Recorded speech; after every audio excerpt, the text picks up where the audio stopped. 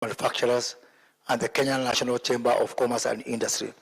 So this tripartite arrangement is now taking shape. The national government on one side, the county government on the other side, and now the private sector who actually do the actual work. So why we're here today, Your Excellency, is to be able to understand each other and to give a chance for the private sector to catch up, because for the first time, government, both at national level and county level, is actually ahead of the private sector. But you cannot do this without the private sector. So we are here today to give the private sector a chance to catch up, to be part of this journey, so that together as a country, all regions of this country, all the counties, all the different persuasions and backgrounds coming together on something that is not disputed. So we are here today to focus on 7 value chains: the leather value chain, the textile and cotton value chain, the palladium value chain, the automotive value chain, the housing value chain.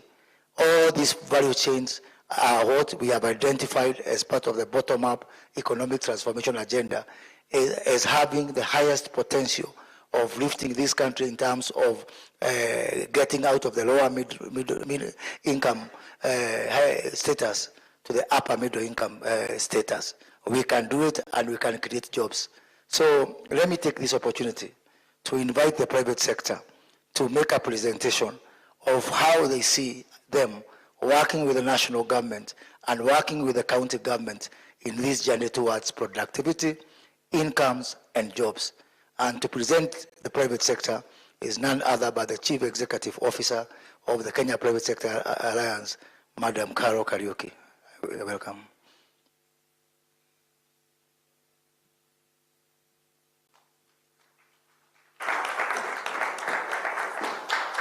Thank you, Your Excellency. All protocols observed.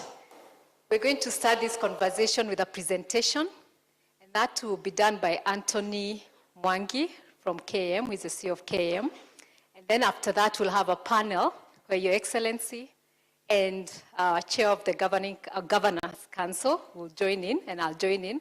And then from there, we'll be able to call a few as we do that. So let me ask Anthony Mwangi to come and make the major presentation on those sectors, touching very briefly, and it'll only take 10 minutes, and then we'll move into the panel. Thank you, Your Excellency.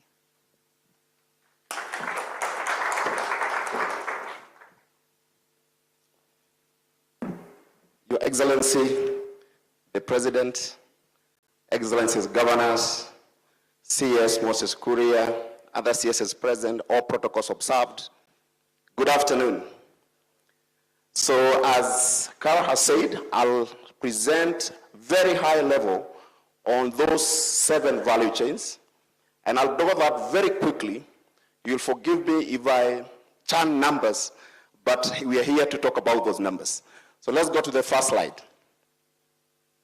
So, Your Excellency, on 19th October 2022, we sat in this same room and you challenged us to move from contribution, 7.8 contribution to GDP to 20%. To 20%. And that is what these value chains will do. And the wisdom of selecting those value chains, and of course they are much more than that, will be able to, okay.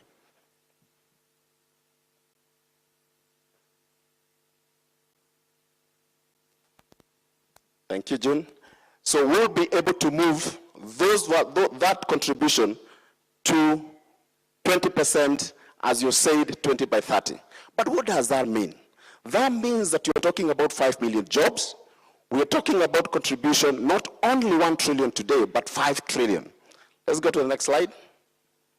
So these are the value chains that you're going to talk about in that order, starting with cotton. Next, please. Next. So a market of 300 million people. This is what we consider as our domestic market. The 5 countries in East Africa. These are the number of textile companies that we have in Kenya. But if you look at on the lower end, 85 billion worth of imports of apparel, of garments is what you're doing. 19 billion is what we call mitumba. Now, people say that every bale of mitumba you import, half of it is unused, so perhaps you could be losing 9 billion out of that. Okay, let's go to the next one. What is the aspiration? So how we have organized this presentation, number one is a status, lay of the land. Number two is the aspiration, what is the art of possible? And number three will be the interventions that we require. If you look at that, this is only local textile industry. 200,000 new jobs in the factories. We have not even talked about the farmers. 40 billion savings in the imports that we're making today. That billion of those local value chains you're talking about could be realized by backward integration, or what people call vertical integration. If you go to the next one, that is the apparel export. Today, we are exporting apparels worth 550 million US dollars. That is what the export would look like. But we have to make sure that, and we'll go to the next slide, we have to make sure that new facilities are available. And allow me, because I have only 10 minutes to go through this presentation. So what do we need to do? We need to fix Naivasha, we need to fix Dongokundu as soon as possible. We need also, because one of the areas that has a problem is the textile mills. 40% of the cost is power. We need to give them a special rate of about 5 cents US per kilowatt hour, and they'll be able to mop up the cotton. Revived cotton ginneries, I think there are 8 in number across the country. So Kikomi is there. Some of them may not be functional now, but this is what will unlock this sector. Let's go to the next one. Leather. We, as Kenya, have the 3rd largest herd of livestock in Africa. But if you look at what we are doing with our leather, and Mr. President, you have sat in a meeting and you know the numbers more than many people, is that 3 million hides collected, half are lost, eaten by dogs, others smuggled, half processed, 70% of that exported, but we need to do local value addition. This sector can actually transform this country. Majority of the people who play in this sector are actually SMEs. Every county represented here, they have livestock, and this can be replicated across the country. Let's go to the next slide. So what are the aspirations? Can we process the 90% of the hides and skins that we produce? Can we produce 15 million shoes for every year for our children who are going to school? If, and Rao is here, he will tell you that a cow has 30 square feet of hide, an average cow. If you slaughter that cow, you sell about 50,000, 60,000 shillings. If you make shoes from that 30 square feet, you make 20 shoes, is almost 100,000. So, Mr. President, we can encourage Kenyans to slaughter cows for hide, not for meat. And it is possible to do that. We can move the contribution today, 15 billion to 75 billion. And that is just scratching the surface. 100,000 jobs can be made, and these are actually people across the country, because people wear shoes all over the country. Let's go to the interventions. What do we need to do? And there's a lot of high-level detail work behind this. This is just very high level. Kenani, I think this has been a story for a long time. We need to fix this. I think 90% of the work has been done, so it's just to finish the 10%. Karioko Common User Facility. Many people may not know that government has invested in a common user facility in Karioko that can make 75,000 shoes a month. It has remained unused because county, KLDC, we need to fix that. It is a state of art. We can make the shoes that we have here from Karioko. Mr. President, when we met before, you said you can invest in 10 others across the country or 47 others across the country. This is what is going to unlock this sector. And then, of course, improve the quality of hides and skins. Let's go to the other value chain. Pyrethrum. My governor, Her Excellency Susan, is here, and you'll be interested in these numbers. We used to supply 90% of pyrethrum globally. Today, we are merely at 2%. But when we have started this conversation, these numbers have started stacking up. Because now from 819 million, that is 77.4% growth year on year between 2021 and 2022. So putting the efforts together, that 77% can grow even to triple. Look at the other number, 6 growth, 100% growth in export value from 51 million to 360. This value chain, we used to do this 40 years ago, we used to do this 30 years ago, why can't we do it now? Let's go to the next slide. So what is the aspiration? What is the art of the possible? We can build this from today, 900 tons MT to 10,000. But look at the numbers, how we are going to move the numbers. Billions to the farmers. Look at the number of households that we can impact. The revenue in billions in terms of export. Looking at that growth of sixfold and driving it. And this is not the no-brainer. We can do it. Okay, let's go to the next slide. So what do we need to do?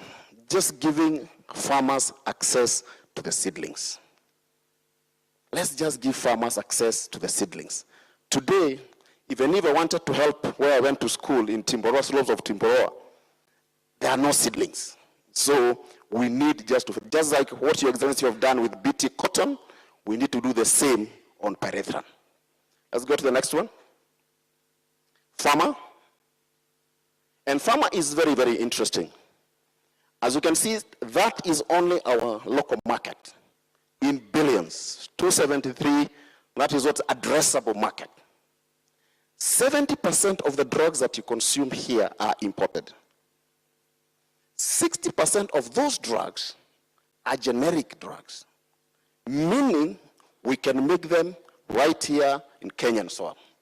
We need to go and knock doors of the people who make those drugs, encourage the people who are making those drugs here today to make more of this.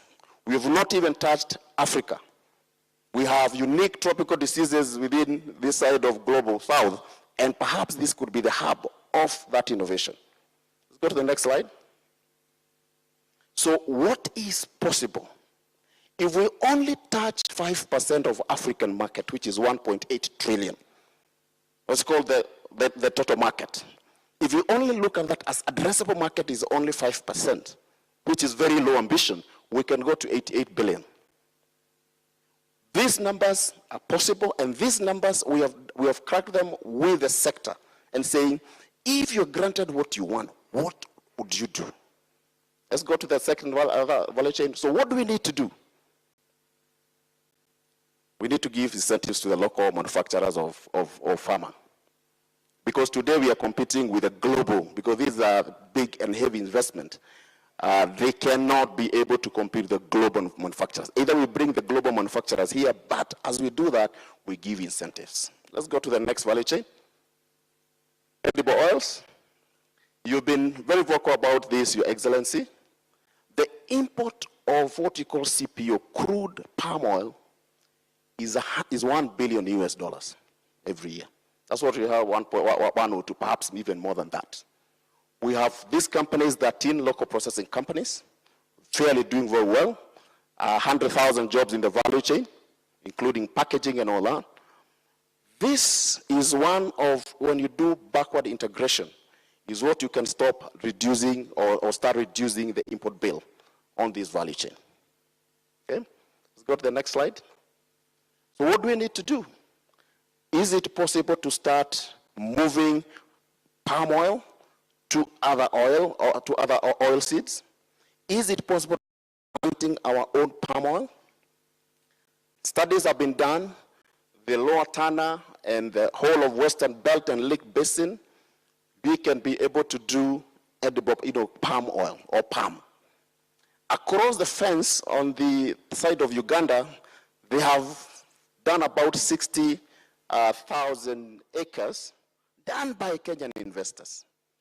So we met with Her Excellency Gladys Wang and say, give us 100,000 acres and we start thinking about how to do that. And our members are ready to do that.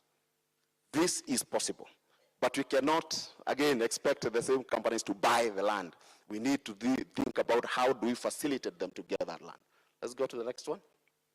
So I've already talked about the solutions, and these are just some of them, but there's a huge potential here. Okay? Let's go to the next one. Housing, I don't think, Your Excellency, we need to talk about this housing because you know more than us about this one. Yeah, and I can see P.S. Hinga is here. So this one, we are going to fly over it. I think what we are seeing, the picture is even smaller than your picture that you have. So allow me, Your Excellency, not to talk about housing because I know P.S. Hinga, I could be in the panel that will talk about that. Let's go to the last one. I think the last one is automotive. And this is an interesting value chain. In 2008, former President Mwai Kibaki, God rest his soul, his government just tweaked one item in the policy, remove the import duty of 250 cc's and below, and just because of that one line, the explosion that we see of motorcycles and the amount of jobs that motorcycles have created. Motorcycles today, there are 3 million boda-bodas operating in Kenya today. But we can go further than that. What if we now decide we are going to assemble those motorcycles here? What if we do this and say we are going to CKD, complete knockdown kits here? Again, you will have proliferation of manufacturing, small-scale manufacturing facilities across the country because motorcycles are across the country. This, Your Excellency, also is something that can be done. There are people, we've already started manufacturing here, wire harnessing, which is now being done here. There are parts that we are going to do, and also for the new vehicles. If you go to AVA in Mombasa, they are doing complete knockdown kit of Hilux trucks. They've started doing the ones for even Marco Polo bus, which is a luxury bus. So there's a lot that we can do on this value chain. Okay, next. And I think this, we don't even need to overthink about this. It has been done. We just need to replicate what has been done elsewhere. And I think, Your Excellency, this was the last value chain. And mine was just to show the numbers. We have detailed work that we have done on this. This presentation is on behalf of all the private sectors. We have collaborated with the MITI, Ministry of Investment, Trade and Industry. They are fully involved in this. We want to thank you. And just to leave everyone with one thought. We always think big. We always talk big. As we think big, let us, Your Excellency, start small, but start now. It is possible and we can do it. Thank you very much. Since we had our independence, only about 7 value chains have grown this economy. In agriculture alone, we can have about 30 more. Then bring IT, and we will have much more. Then bring automotive, as has been said. But I want us to have this conversation. So, Your Excellency, Mr. President, Dr. William Ruto, allow me to invite you into this panel, to join us in this panel. And allow me to invite the Chair of COG, Her Excellency Anne Waiguru, and our moderator for today, Eric Latif, will join us and ask a few questions. And as we brief to Your Excellency, the way we want to conduct this panel today, apart from Eric Latif, who will ask us some hard questions, some of the responses we will give between ourselves with the COG is from our members here. So I know the Chair of COG will be calling some of the governors to respond, and I'll also be calling some of the industry leaders in those value chains to give some interventions as we go along. Thank you. Thank you very much. Your Excellency, President, thank you for joining us this afternoon and for also having this conversation with the private sector. We also acknowledge the governors, thank you very much for joining us as well. As we begin this, Your Excellency, the 7 value chains that we've talked about this afternoon, value chains that you've identified, value chains that you've had a conversation with governors about, and also with the private sector. I just want to ask you to set the scene in how these 7 value chains can transform this country's economy with the bottom-up economic transformation agenda. What is it that these value chains can do, and how can they transform? Thank you very much, Latif. Madam Chair of the Council of Governors, my sister Caro, Ministers present, Governors present, ladies and gentlemen, good evening. We structured, when we went out to the people of Kenya to ask them how they would want their government to attend to the issues that are of priority and important to them, a couple of issues stood out. Many people talked about jobs. People wanted an opportunity to work. Many people in every part of Kenya say there must be a plan on how to engage the millions of young people. Many people wanted agriculture to pay. Many people spoke about the agricultural produce. Whether it was leather, I remember in Kajiado, a lady who spoke in Kajiado said, we are burying our hides, we are burying our skins. In many parts of Kenya, that was the practice. I remember I was in Mandera, same thing.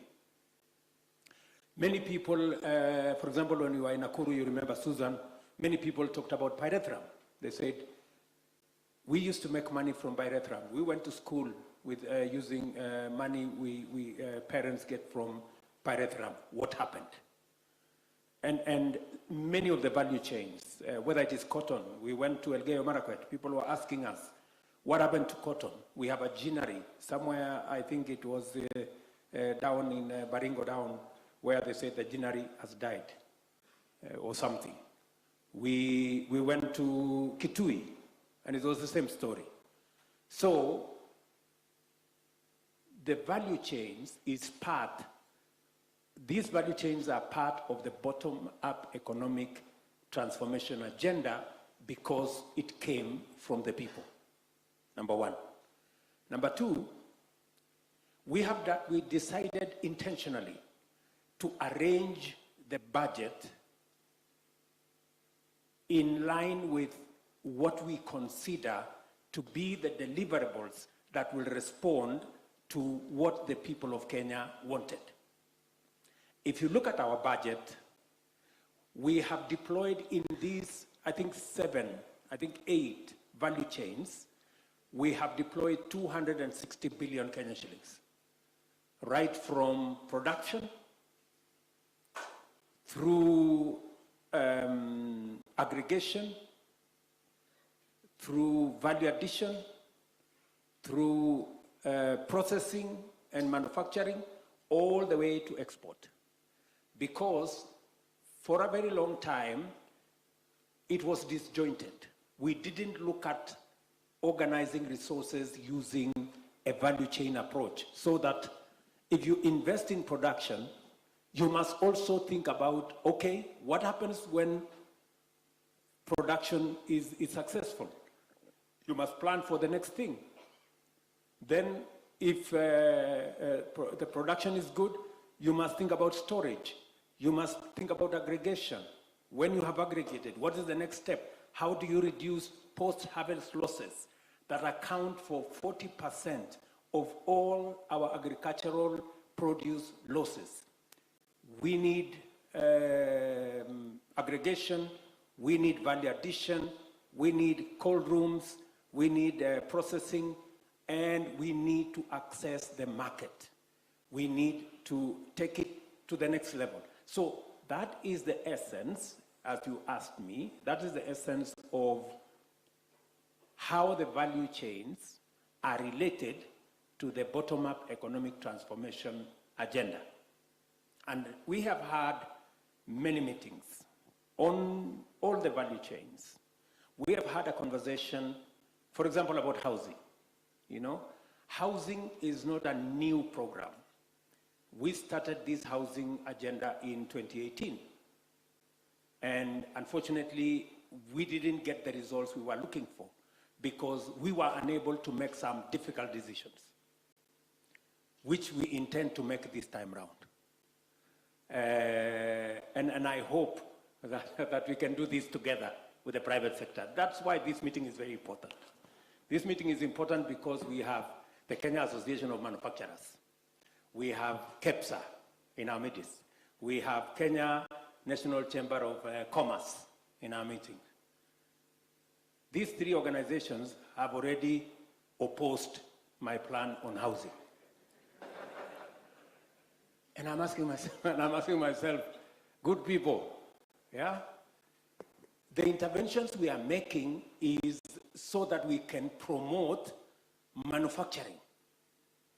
How can the Kenya Association of Manufacturers be opposing manufacturing? It doesn't make sense to me, good people, yeah?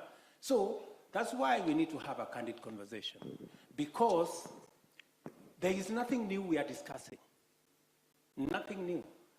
Everything we are discussing today, we have been discussing for the last 15, 20 years. The thing we have not been able to do is to make the decisions to move us forward. And you see, I am very amazed. I received the Prime Minister of Singapore. The great place we keep talking about. Oh, you know, Singapore, they were with us. You know, they were we were all in 1960. We were the same level. Today, Singapore is in the first world. Singapore was a slum like Kibera. All of you know that. You've seen the pictures. Singapore was like Kibera. But they made some difficult decisions. And that is why they are where they are, and we are where we are. It is as simple as that. Between us and Singapore, the gap is the ability to make decisions. So how can we be celebrating Singapore? You know, they've managed to overcome the housing challenge. 85% of the people of Singapore today own a home. Less than 5% in Kenya own a home. Right? So we are celebrating Singapore because they made a decision on housing. We don't want to make the decision in housing, and yet we want to become like Singapore. How is that going to happen? Not even by miracles, my friends. So I would really want to listen to us, you know, because, and I hope I'm not being a bully. I'm just, maybe I should just say this slowly. I really want us as governments, the county governments have stepped forward, and I must congratulate the county governments. Out of 47 county governments, I think 42, 43 have already identified land for housing. Is it true, Hinga? Let us clap for our counties. They have stepped forward, you know? We have cracked the numbers. We've gone back, we've gone forth, we've done everything that we could. I was in Homa Bay. Gladys is there. I was with her, you know? At least the housing program in Homa Bay, I think is now on first floor or something. I was in different parts of Kenya. Now, good people, we have to be intentional. We have to be deliberate. We have to be practical for us to be able to move forward. Number two, let's go to leather. We have discussed leather many years, you know. Today, I was supposed to go to Kenanie. When I heard the story of Kenanie, I just cancelled because it is the same old story. Oh, you know, we are still doing this. Oh, you know, we are still... It's just a circus. We need to stop the circus. We need to stop the circus and get on with what we must do because the numbers are here. You know, our whole leather industry, despite us producing 3 million hides every year, 3 million skins every year, 18 million hides every year, we are still importing leather products, almost 10 billion every year. It is madness, isn't it? Right? And what is standing between us, and Rao will tell you, Rao is here, he's had this conversation with me many times. How do we face Rao and the leather industry that we are going to continue importing because we are unable to make some decisions? That whole exercise is standing between us. Today, we are generating maybe, I think, 17,000 jobs from the leather sector. We can generate 100,000 jobs with very minimal investment, just making the right decisions. Same thing, textile. It's the same story. I am very happy that there are many counties who have stepped forward, especially on the cotton value chain. And I have instructed Moses Kuria and team that we must get you the correct seeds for us to begin the journey to bring back cotton to where it is. We are now doing $500 million. It is a fraction of what we can do. And unfortunately, even with that $500 million, we are still importing almost 80% of the raw materials we are using to produce what we are selling to America. Just imagine how much money we would be making if we were using our own cotton. And we should be able to use our own cotton, good people. And it doesn't need rocket science. We just need to make the right decision. That's why we are putting money in cotton in our budget. In production, we are looking at ginning. We are looking at the whole value chain until we have the product that is good enough for our export processing zones and special economic zones. Same thing in edible oils. I had a conversation with the governor of Busia, and I'm very happy with what the governor of Busia is doing because he has managed to mobilize the community to think about edible oil. We have a whole 100 billion Kenya shillings we are spending every year to import edible oil, which we can produce in Kenya. We've talked this over and over and over again. I sent this Moses Kuria to go to Indonesia so that he can go and I am happy the president of Indonesia will be coming here next month so that we can sign the necessary instruments for us to do, if not as good as Indonesia, maybe better. Let us go to Bairethram. I have called you, Susan. Si nimekupigia simu? Nimepigia ule gavana wa Elgeyo Marakwet, Wesley, if he was here. Nimepigia gavana wa Uasin Gishu. I have tried to connect them with what is that company called? Kentegra and all the other people who want to buy because of people now realizing that synthetic pyrethrin is not the direction to go. Everybody is coming back to what we produce natural. We need to position ourselves as a country. I have had many meetings with the ambassador of America. They have stepped forward to say they will provide a market. You saw the numbers, the billions that will go to our farmers, the billions that will go to our processors and do what we must do, you know? This good English we keep talking here, numbers, but when decision time comes, we can't make the right decision. We do this. I don't know what I was supposed to say, but anyway, my friend, I am so passionate about this thing. I am impatient with ourselves. We cannot continue to do this. We need to move the country forward. And let us have a candid discussion. It's time for moving the talk from talk to action. And thank you very much. Just like CS Moses Kuria said in his opening remarks, the conversations have happened between the national government, the county governments.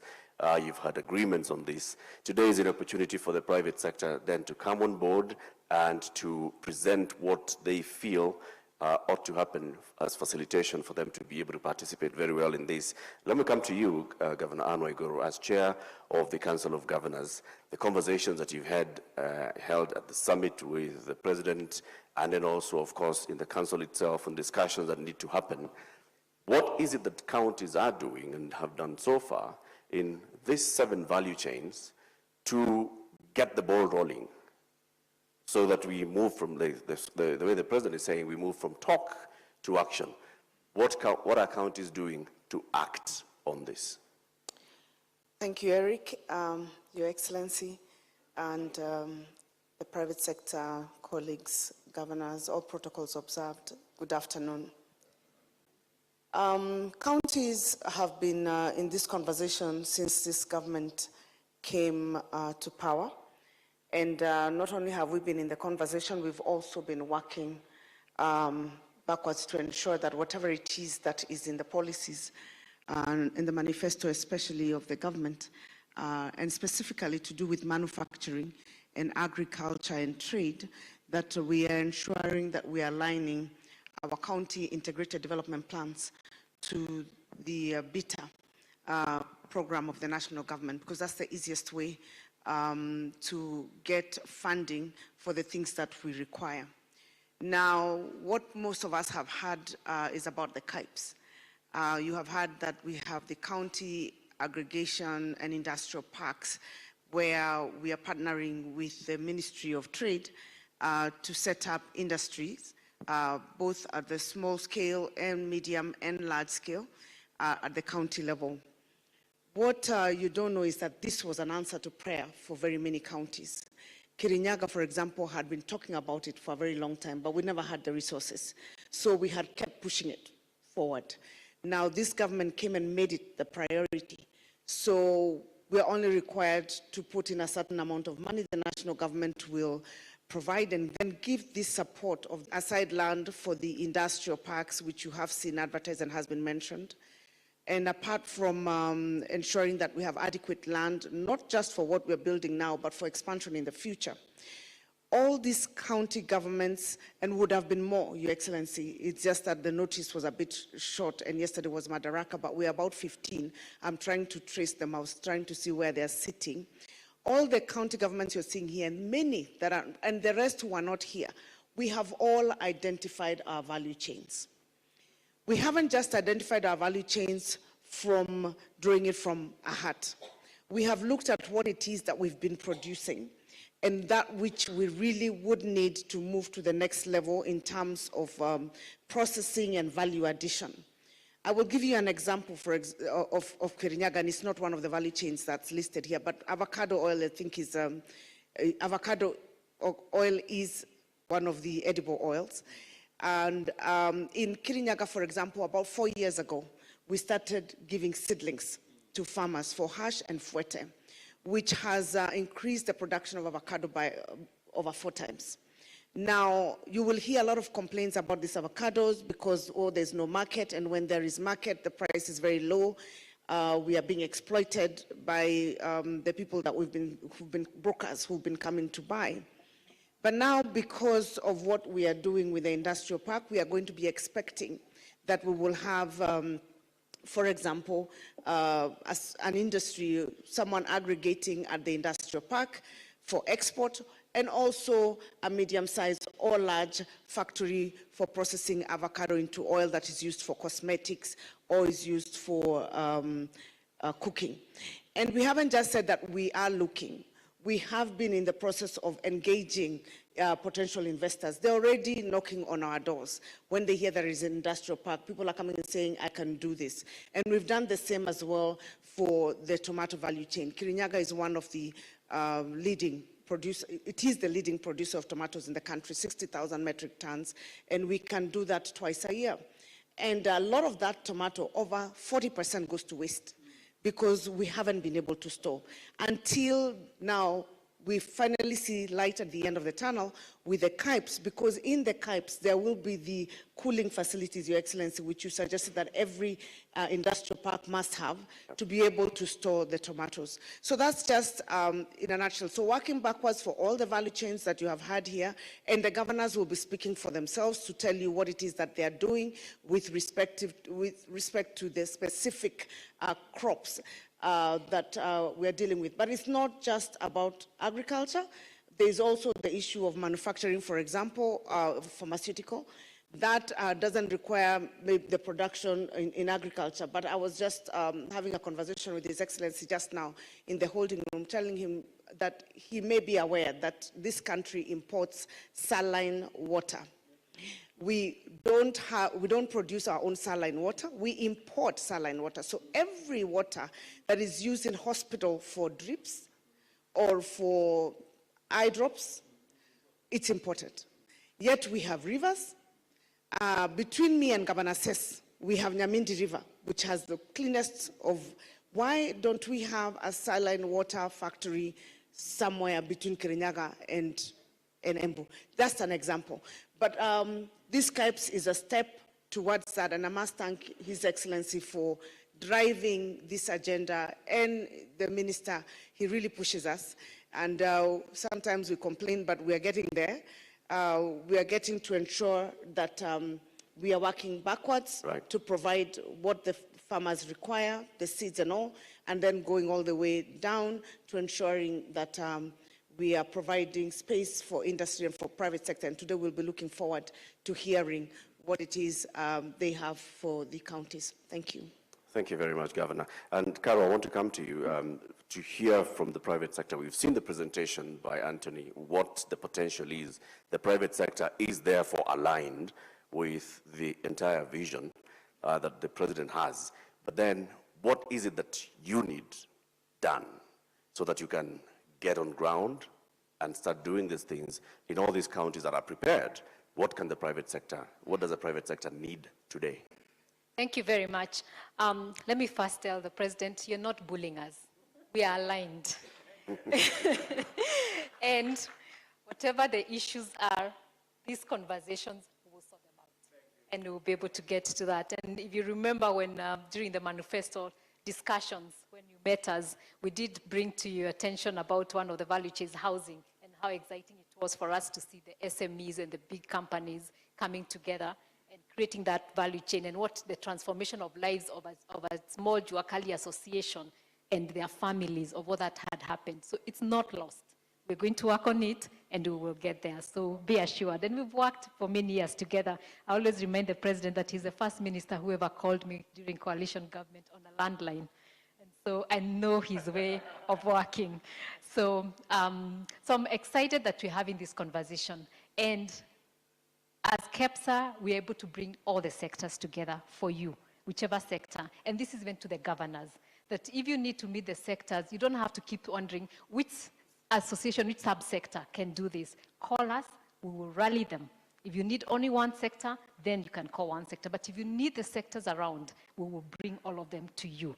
So I needed to first begin by assuring you that, and then to say what you have said in terms of the focus, that we agree with, and as private sector, we are here to support as a partner to government in development, as we've done over the years. So as we are looking into these value chains, I look at some of the challenges that maybe we are facing as a country. And I think sometimes we forget as a country and blame the government, but we forget that there are global challenges. You know, we are all facing inflation as a global, as a world, you know, and maybe half the time, some of those things are what affects us here, but we don't our own challenges. So part of that is what I as a country, as private sector, is to look at and say, as the world is going through these challenges, what opportunities are coming up? And we saw that with COVID. You know, Kenya was able to rally quickly and come up with solutions. You know, our factories, just Betty and others, transformed their factories to producing PPEs. You know, we moved quickly and we started saying, what are the supply chain issues that we needed to do? So again, a moment like now has come to make sure that these value chains work. And this is our commitment to you. Let me begin by just saying that, and picking from where Governor Igoro has said, and she used the example of tomatoes. You know, Kirinyaga alone, not only is it number one, it can supply all the tomatoes we need, not for only eating, but for paste, which we import as a country, but also anything we need in the value chains of tomatoes, and contribute 2 billion Kenya shillings in revenue in 1 year. You know, and if we did that with each of the governors seated here in terms of your value chains, 2, 3, many of you, the countries you come from, can do about 2 to 3 value chains. You can imagine we will not need to borrow a cent for the infrastructure. From independence, our infrastructure was all extractive. It all faced out to our colonial masters. Now it's about integration. We don't have to borrow anything to do that infrastructure if we only did the value chains. So allow me, Your Excellency, as we have said this and we've said all the positive things, what are some of the pinching areas that are affecting business as we move into these value chains? And so I'll call a few and give them a minute each to just say, if Mr. President, your government did this for this value chain, then what you have asked for, we will. And we'll hold them accountable. As I call them, let me say something that your CS challenged me, and you need to help me with your CS. He gives me very high challenges. He said he wants 500,000 jobs from the private sector for internship. And in a week, I think we have managed to secure commitments and pledges of 150,000. But ask him to go a bit slow on us so that we move on this agenda. But we are happy for the challenges. So the governor wants to say something before I call the, okay.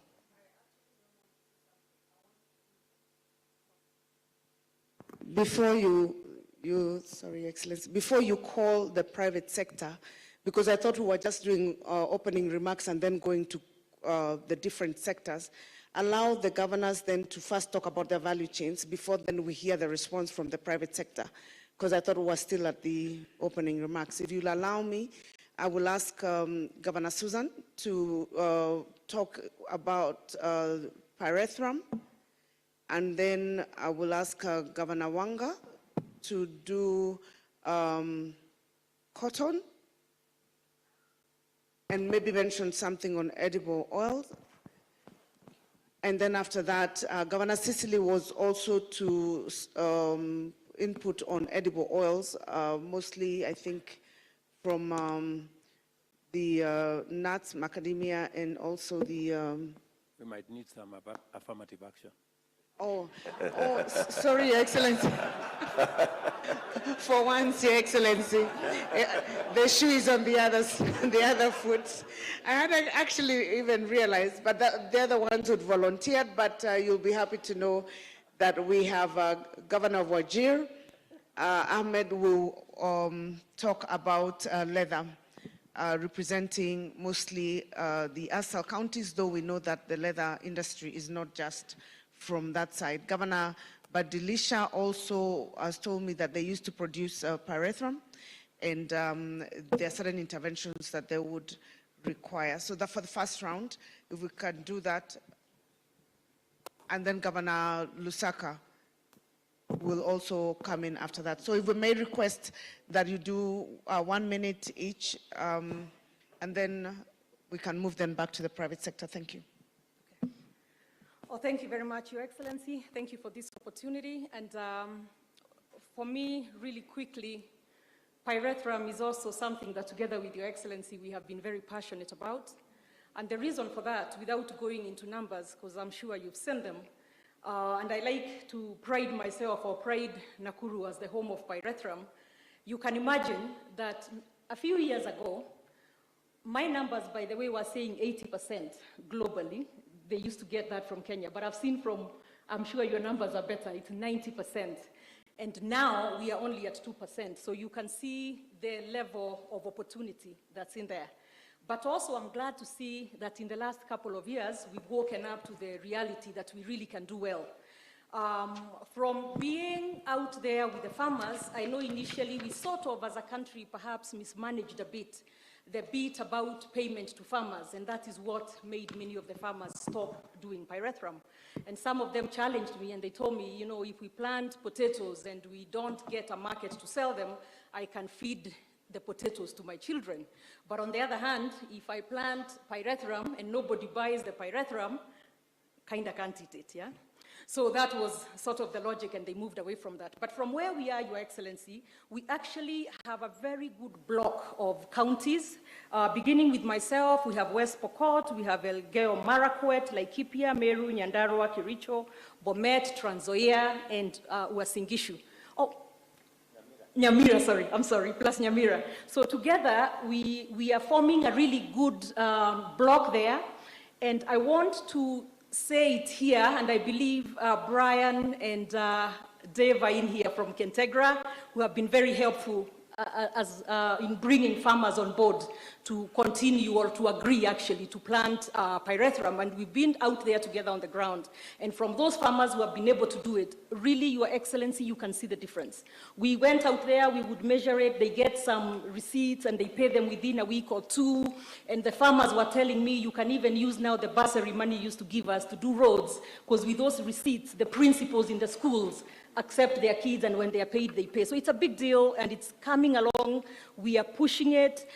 From the CS Moses Kuria here, we've had a lot of discussions, and from our pyrethrum producing counties, all we ask is you join with us as we are doing with the CAIPs, get us some money so that we can get some money for farmers. Myself plus the other governors, what we have done on our part is add money in our budgets for the seedlings, because a big part of the challenges has been that our farmers don't have the seedlings or the good seedlings.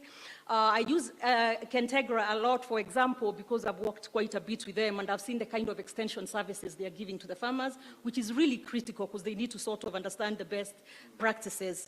So inadequate funding has also been a big deal, post-harvest losses, pricing has been poor, but now with quite a bit of players in this market, we are doing well. We are doing quite well, diseases and pests, and the poor infrastructure, which we are working on. But to combat that, we are, like I said, putting in our budgets money to help the farmers, which together, hopefully, the national government will help us a bit, and together we can get this moving. And we have quite a few players as well from the, like I said, the pyrethrum processing company of Kenya, Kentegra, Africam, botanicals, all green and all that.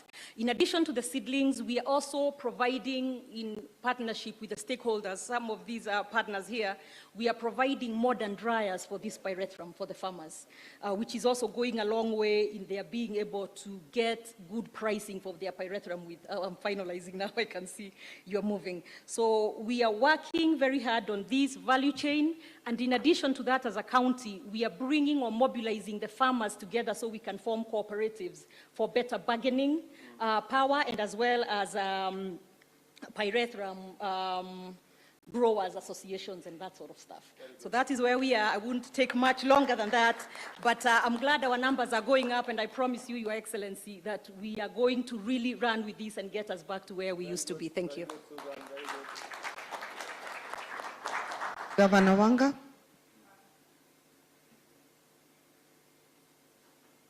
Would you like to come in front, please?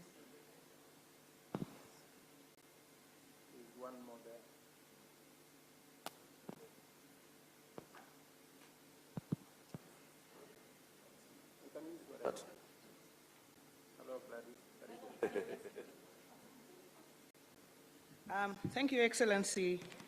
Let me thank you for leading all of us to leave NATO, which is not the North Atlantic Treaty Organization, but no action, talk only. And so we are very happy that we've now moved with the CAIPs.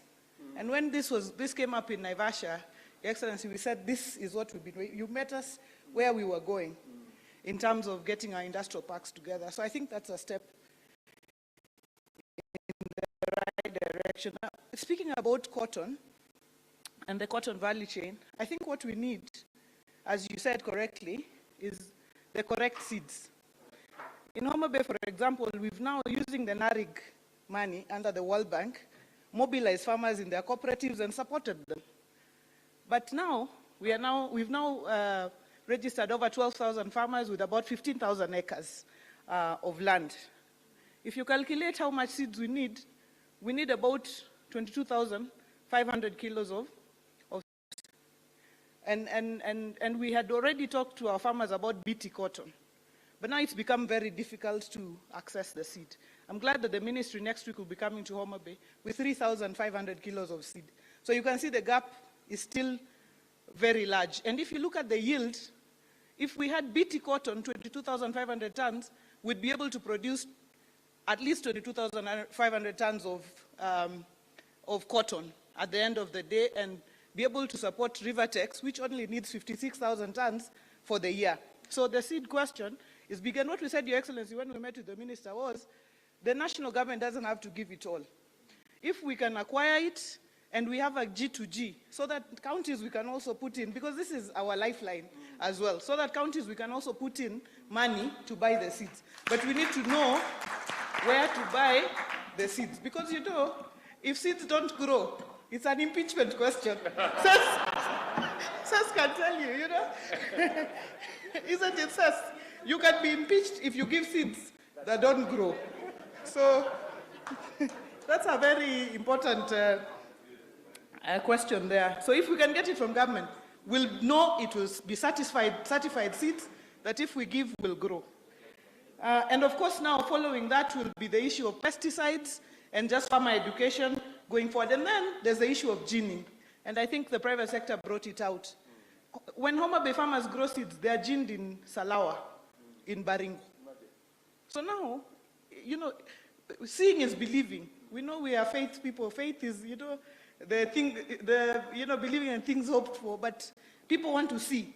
If I know this is my ginnery, I will take it there. So I think the issue of ginnery is big. I want to leave that at that. And then speak briefly about edible oils. Your Excellency, I know you've spoken about Busia and we are working there, but do you know that 80% of Kenya's Lake Victoria is in Homa Bay? The other 4 counties share 20%. So when it comes to palm oil, last week, together with the private sector, we were in Uganda. We saw what they've done in terms of growing palm oil. Your Excellency, I haven't slept since I came from Uganda because I'm thinking, where am I going to get the land to put together farmers? Because you can't get 100,000 acres of land or 50,000 that is out there. So it's to talk to farmers and to owners of land to ask them how we can come together in cooperatives and grow the palm oil so that we can move. So that is a very, if you saw what happened, if I saw what I saw in Uganda, surely there is no reason at all why the entire lake basin cannot be growing the palm oil. And same to sunflowers and so on, Your Excellency. And finally, energy must be part of this discussion. The energy ministry must be part of the conversation. Because every investor, now we have industrial parks, every investor is asking, what about power? And there are people, for example, who want to come and invest in solar farms, you know, and so on and so forth. But you know the queue. When I was chair of the finance committee, there was a big queue of people looking for PPAs, over 200-300 people. So how do we deal with the issue of power? Thank you, Your Excellency. Your Excellency, you can see why I started with the ladies. My Vice Chair, Governor Wajir, and then we'll go to Governor Sicily. Mudomi and then Sicily, and then Governor Bungoma. Thank you, Chair. Your Excellency, the President, and all protocols observed. Your Excellency, I think the eloquence with which you share your frustration might be what convinces everybody to accept everything you're saying.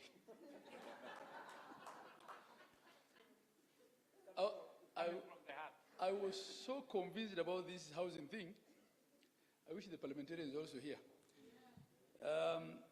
Your Excellency, I think we also share the same frustration because we've been saying the same thing. My name is Ahmed Abdullahi, Governor of Wajir, Vice Chair of Council. We've been saying the same thing in all our counties. I first started getting into the political space, not contesting but supporting someone in 2002. And every time presidential aspirants came to Wajir, they have talked of exporting meat to the Middle East. So I've told my people, we either do that these 5 years or we don't talk about it ever.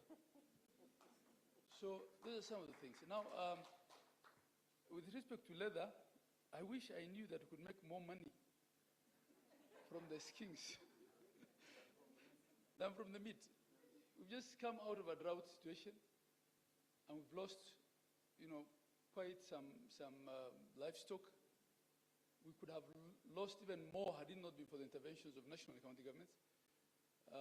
The boreholes and the borehole coverage that we've had has actually helped reduce the amount of livestock we've lost, but we've still lost a lot of livestock. And they die with the meat and with the skins and everything. So this leather business is something that we want to take very, very seriously. In a number of counties up in the north, because we keep being reminded that we have the third largest herd in Africa, a lot of that herd is sitting in a south, in arid and semi-arid counties. And I also saw that the gentleman who was presenting, when he was talking about the hides and skins, he didn't include camel hide. Right? And I'm sure that could be quite useful as well. So there's all these abattoirs that were started in these northern counties that are half complete. Some have the structures complete but not equipped. And a lot of them also have factored in some tannery in them. So probably we need to then have a conversation with Moses and his team to see how best to complete this. And we don't mind giving them to the private sector, actually, because government is not very good in running business. We can agree that you come, and I would want to encourage the private sector to come out into these arid counties so that you're not taking your money only to the usual suspects. The risk versus return, probably there's better return. Bigger risks. Come out to our counties, see what there is. There's a lot of value chains. Everything that's been said here, including cotton, can also happen up in the north. There are pictures I sent to Your Excellency the other night of farms in Wajir. We have sensitized people about farming so much that now we don't know how to cope with it.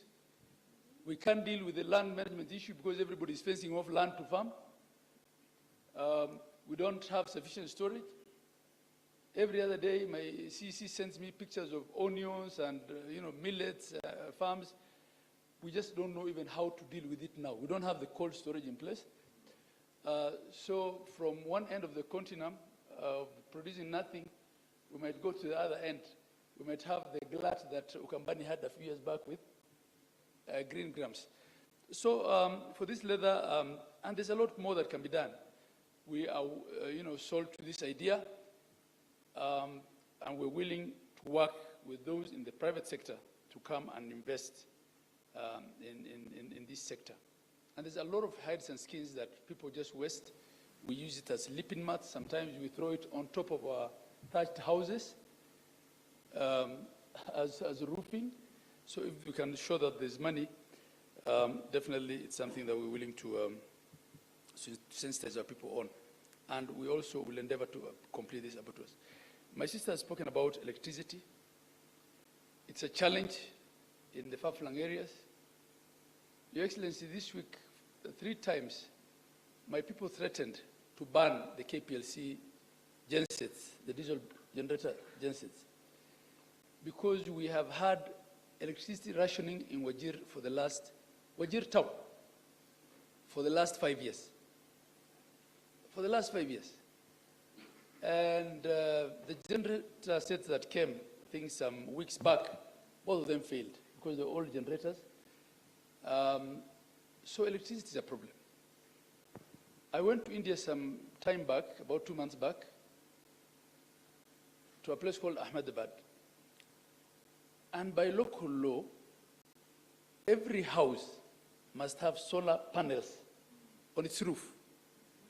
And they generate electricity, which goes back into the grid. So if what you produce in your house is more than what you consume, you actually make money from the grid. And we're wasting all that sun up in the north. So probably we also need to look at how to force Ketraco to take its transmission lines to Mandera, Yep. and together force everyone to have solar panels on their rooftops to generate enough electricity and make it cheaper for these producers. Thank you, Your Excellency. Thank you. Thank you. It's a brilliant idea on energy, Governor Mudomi. And as you come in, Governor Mudomi, respectfully, I'd like to remind us about time. So if you can just make your remarks short so we can continue the conversation, and hear as well from the private sector who will have questions for you. And I'm sure you also have questions for the private sector to engage you. Thank you, Your Excellency. You know, politicians, sometimes when they see the microphone, we tend to speak longer, even when it's not necessary. But I'll keep it very short. When I was waking up to speak, and Anne said, Governor Mudomi, Korea asked whether there's any manufacturing in pulses. And Your Excellency, we do not have to have real manufacturing to add value. In this country, we have a lot of counties that are producing pulses that are going to the market and fetching the wrong value just because our farmers are not organized. And me, I'll just talk about two things. I'll talk about the power of numbers in between our counties, because now we are going to have 47 mini centers for value addition.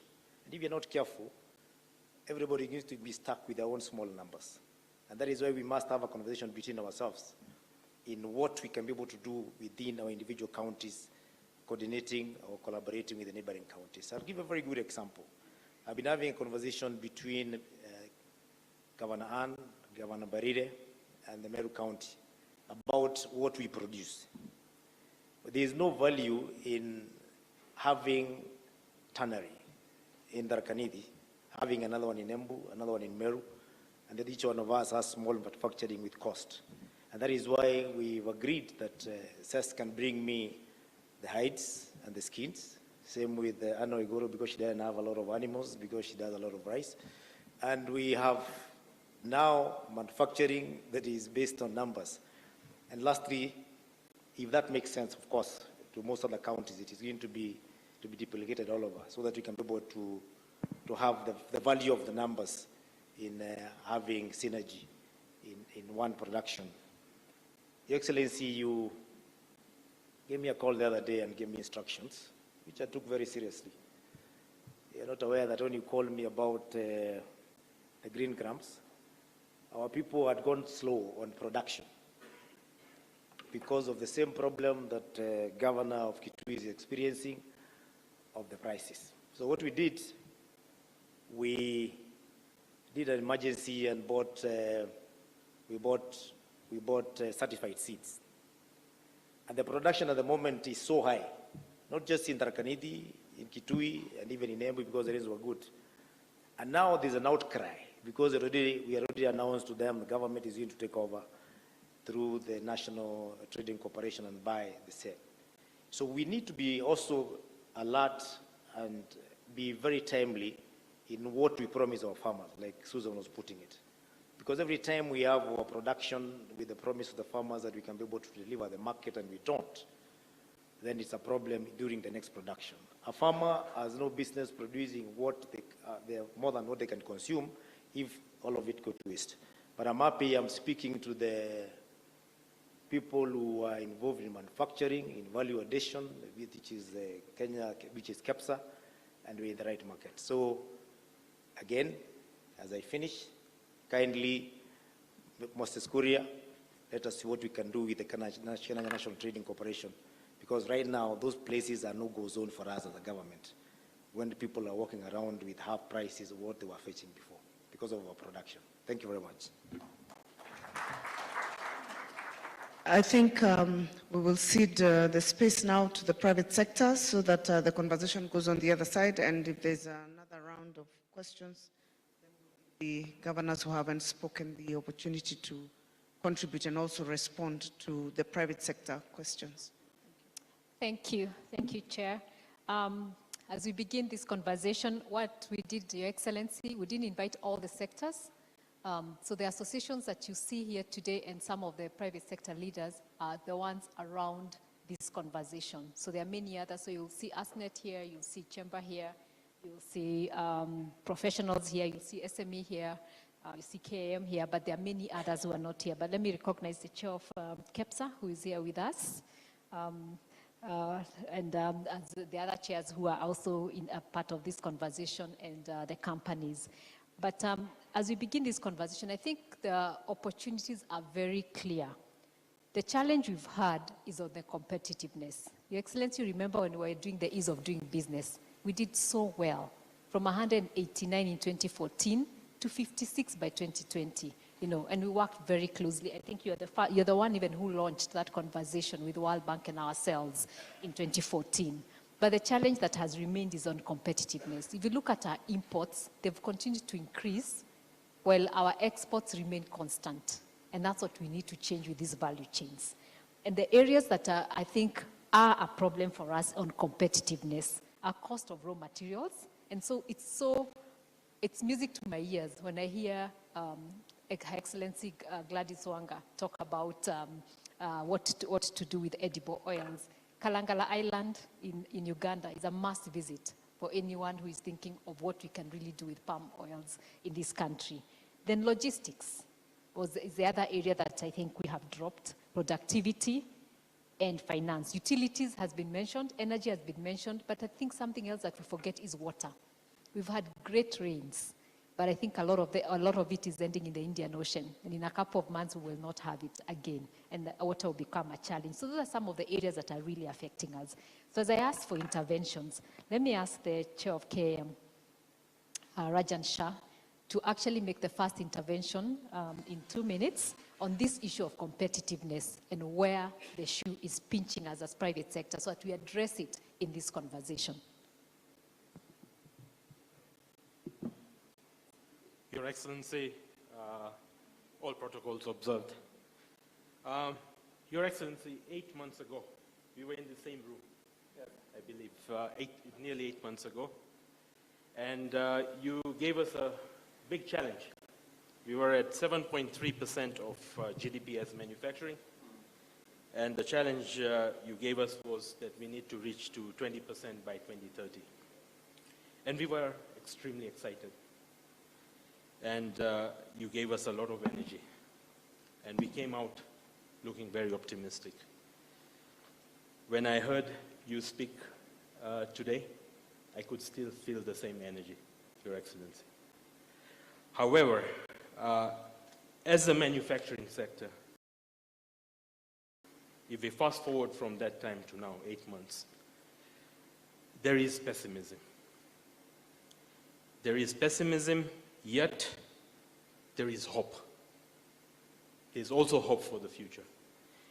So I just want to kind of highlight, as Kenya Association of Manufacturers, and I will, Your Excellency, also touch on housing levy, housing fund.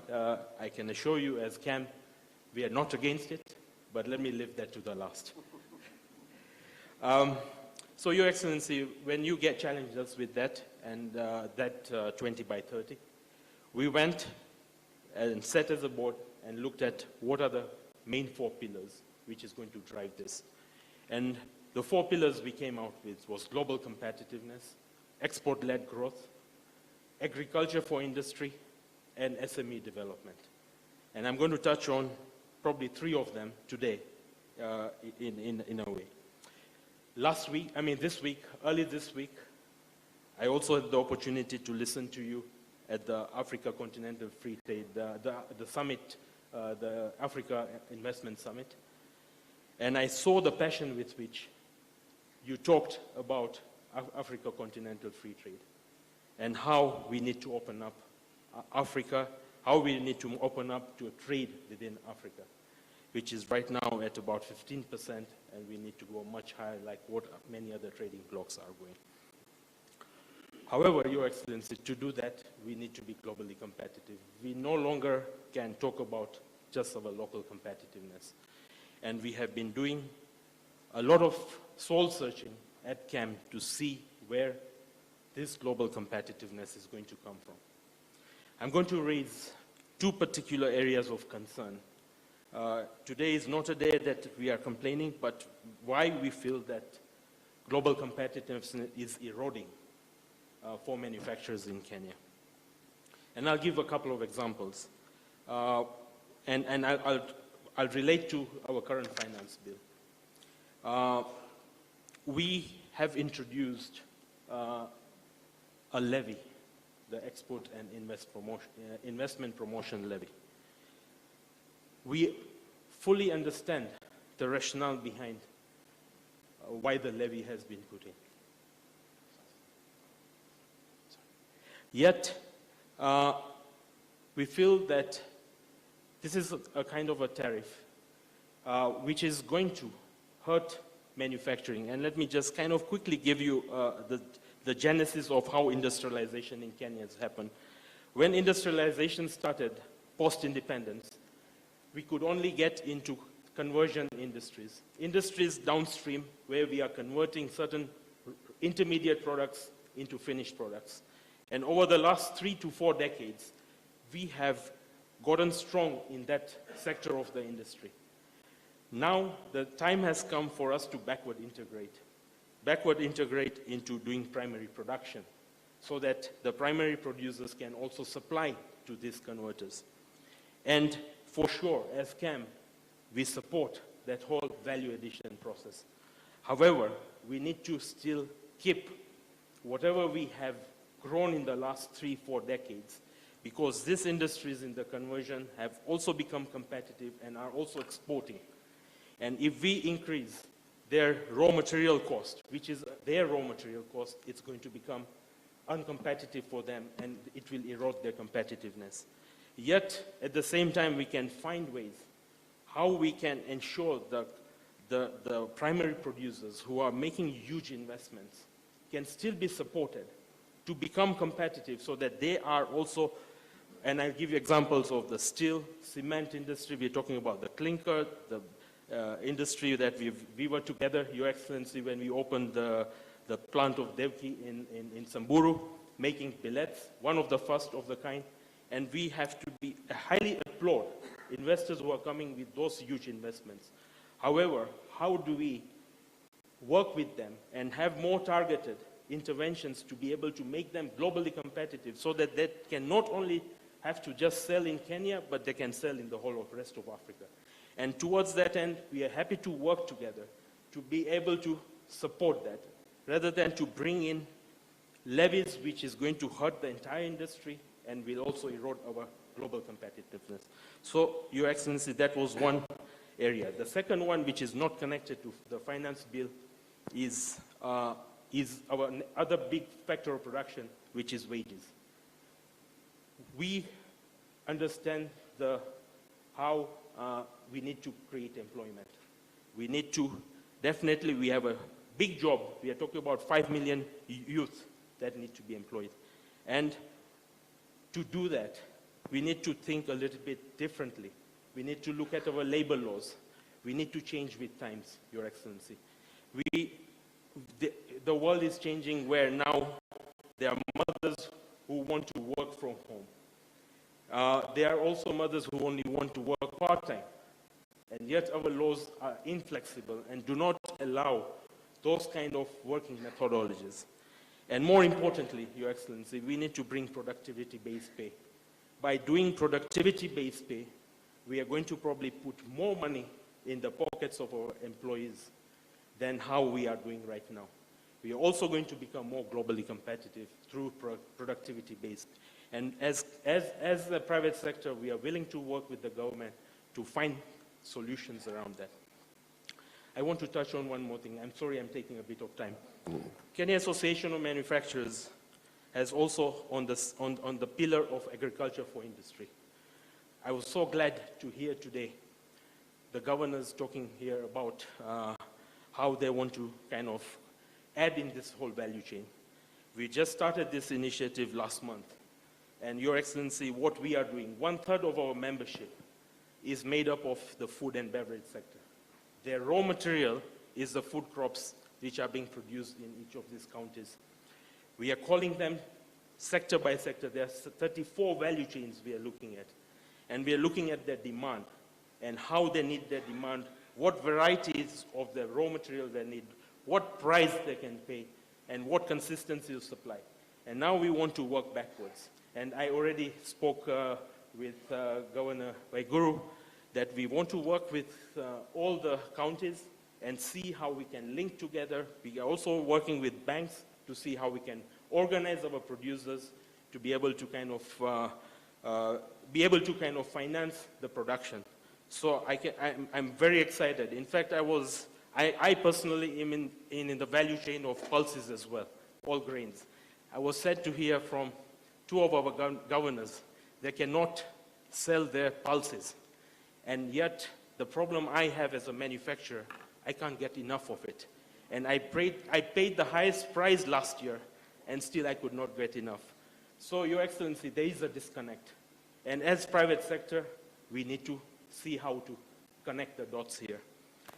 Lastly, Your Excellency, around the housing levy, I can assure you that as CAM, we are not against the whole concept. In fact, the whole concept of saving is something, the culture of saving is something very important. This is what Singapore did at a saving culture of 45%. That is how they grew their economy. And I think the saving culture is extremely important. Where, Your Excellency, and I will honestly be candid, where private sector, when they interrogated this, we felt that there were questions being asked.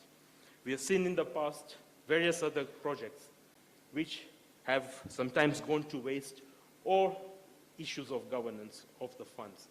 And these were questions being asked by our private sector. We also want to, our own members are hurting right now in business. So they are saying, can we afford it right now or can we go progressively? So Your Excellency, we are not against, we can sit, we can talk, and we can find solutions, and we can progressively build this so that we can also prove the concept and at the same time work together, because no one can be a better beneficiary than the manufacturing sector through all the construction material. Thank you, sir, and let's keep on engaging. Thank you very much. Allow me to call the CEO of Kenya Chamber of Commerce, Patrick Nyongesa. You've heard what the counties are doing, and I think your intervention will be on the competitiveness with the counties, and you have county chambers. Thank you so much, Carol, the CEO of KEPSA. Thank you so much, Your Excellency, the President of the Republic of Kenya, and also my patron for Chamber of Commerce and Industry, and all the dignitaries and fellow private sector team. Good evening. I want to be very practical in my discussion this afternoon. Your Excellency, we must really appreciate you for moving us from the NGO. I'm not talking of non-governmental organization, but I'm talking of nothing going on to something going on. It is true, I've been listening from the remarks of His Excellency, the remarks of the governors and industry players. We need to be where we want to be as Kenyans. So, Your Excellency, I would talk about how do we be where we want to be. For us to be very competitive, we must think of supporting SMEs, the small and medium enterprises. Small and medium enterprises, Your Excellency, I know your government has put a lot of policy measures, especially supporting the youths and women, but this is not enough until private sectors come in. How comes that our product cannot meet the desired specifications of the global and regional markets. One, we must work with the SMEs on product development for exports. We must come up with policies that, Your Excellency, would ensure that value addition is very critical. Just like China, you don't export or you don't sell your products in raw form. Your Excellency, if we can join you in your appetite, especially when you started, I was part of the team who witnessed the launch of the value-add tea to Ghana. And I saw Ghana last week, they were here. If we can have that policy that if you grow your products, then you don't sell it raw form, you must do value-add. Today we are talking of this integration of these value chains. If we don't focus on value addition, we'll be wasting a lot of airtime here, and even wasting the time for His Excellency, the President. You would have used this opportunity to do better things. Another thing is research. Your Excellency, we cannot remain competitive if we don't invest in research. And this is not a preserved function for the national government only or county government. Private sector, we must come hand in hand. When we talk of quality seeds, for example, on these value chains, we are talking about textile, cotton, leather, and even pyrethrum. Why must we import seeds? Kenyans are educated. Let's spend in research and produce our own seeds. My governor Wanga just talked about you will be impeached if you don't give quality seeds. Let's have every county to have a research center to provide certified seeds. Government can come with that policy. Another thing, Your Excellency, you know, extension services died in this country at the county. Our farmers are at the mercy of the traditional practices. We must go back to the drawing board and invest in extension services across the counties.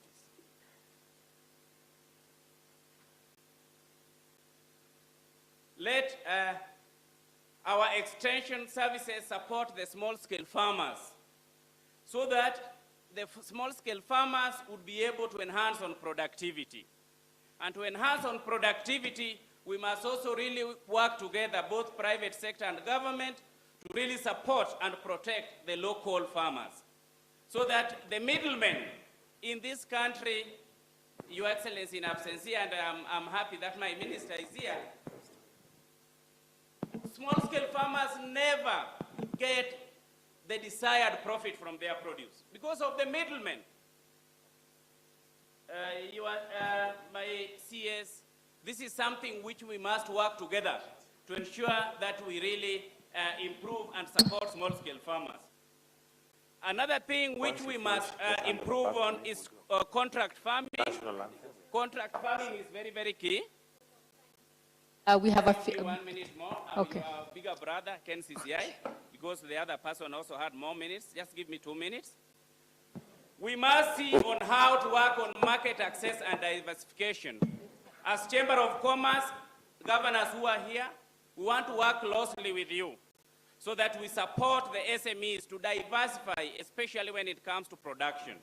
A lot of discussion have been put forward, especially on to address on post-harvest losses.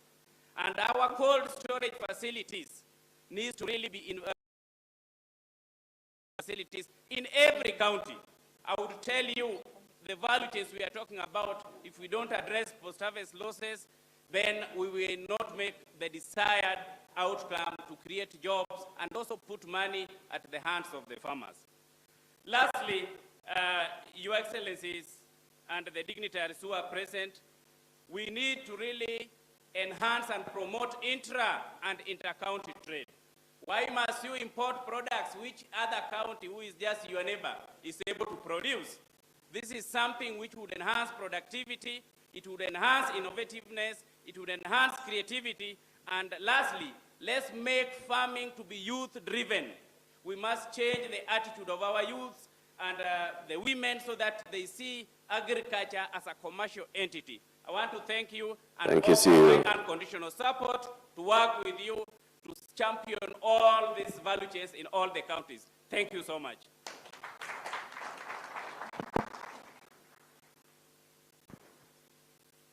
Thank you. In the interest of time, as we had said earlier, we want to have a conversation. This is a discussion between the private sector and government at national level and at county level. And we, of course, are very grateful that we have the governors here. We have the president who's talked about the big picture, and he's here also to respond to some questions.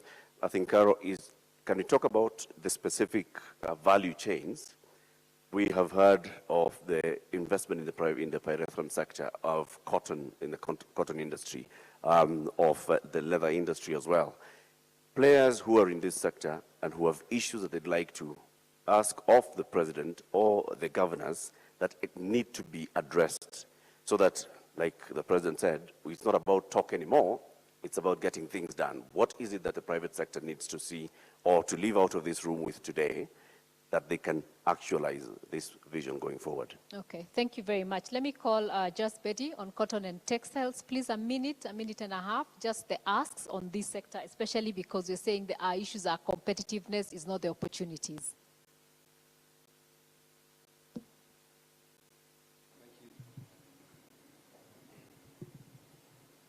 Thank you very much. Your Excellency, thank you for this audience. Ladies and gentlemen, all protocols observed.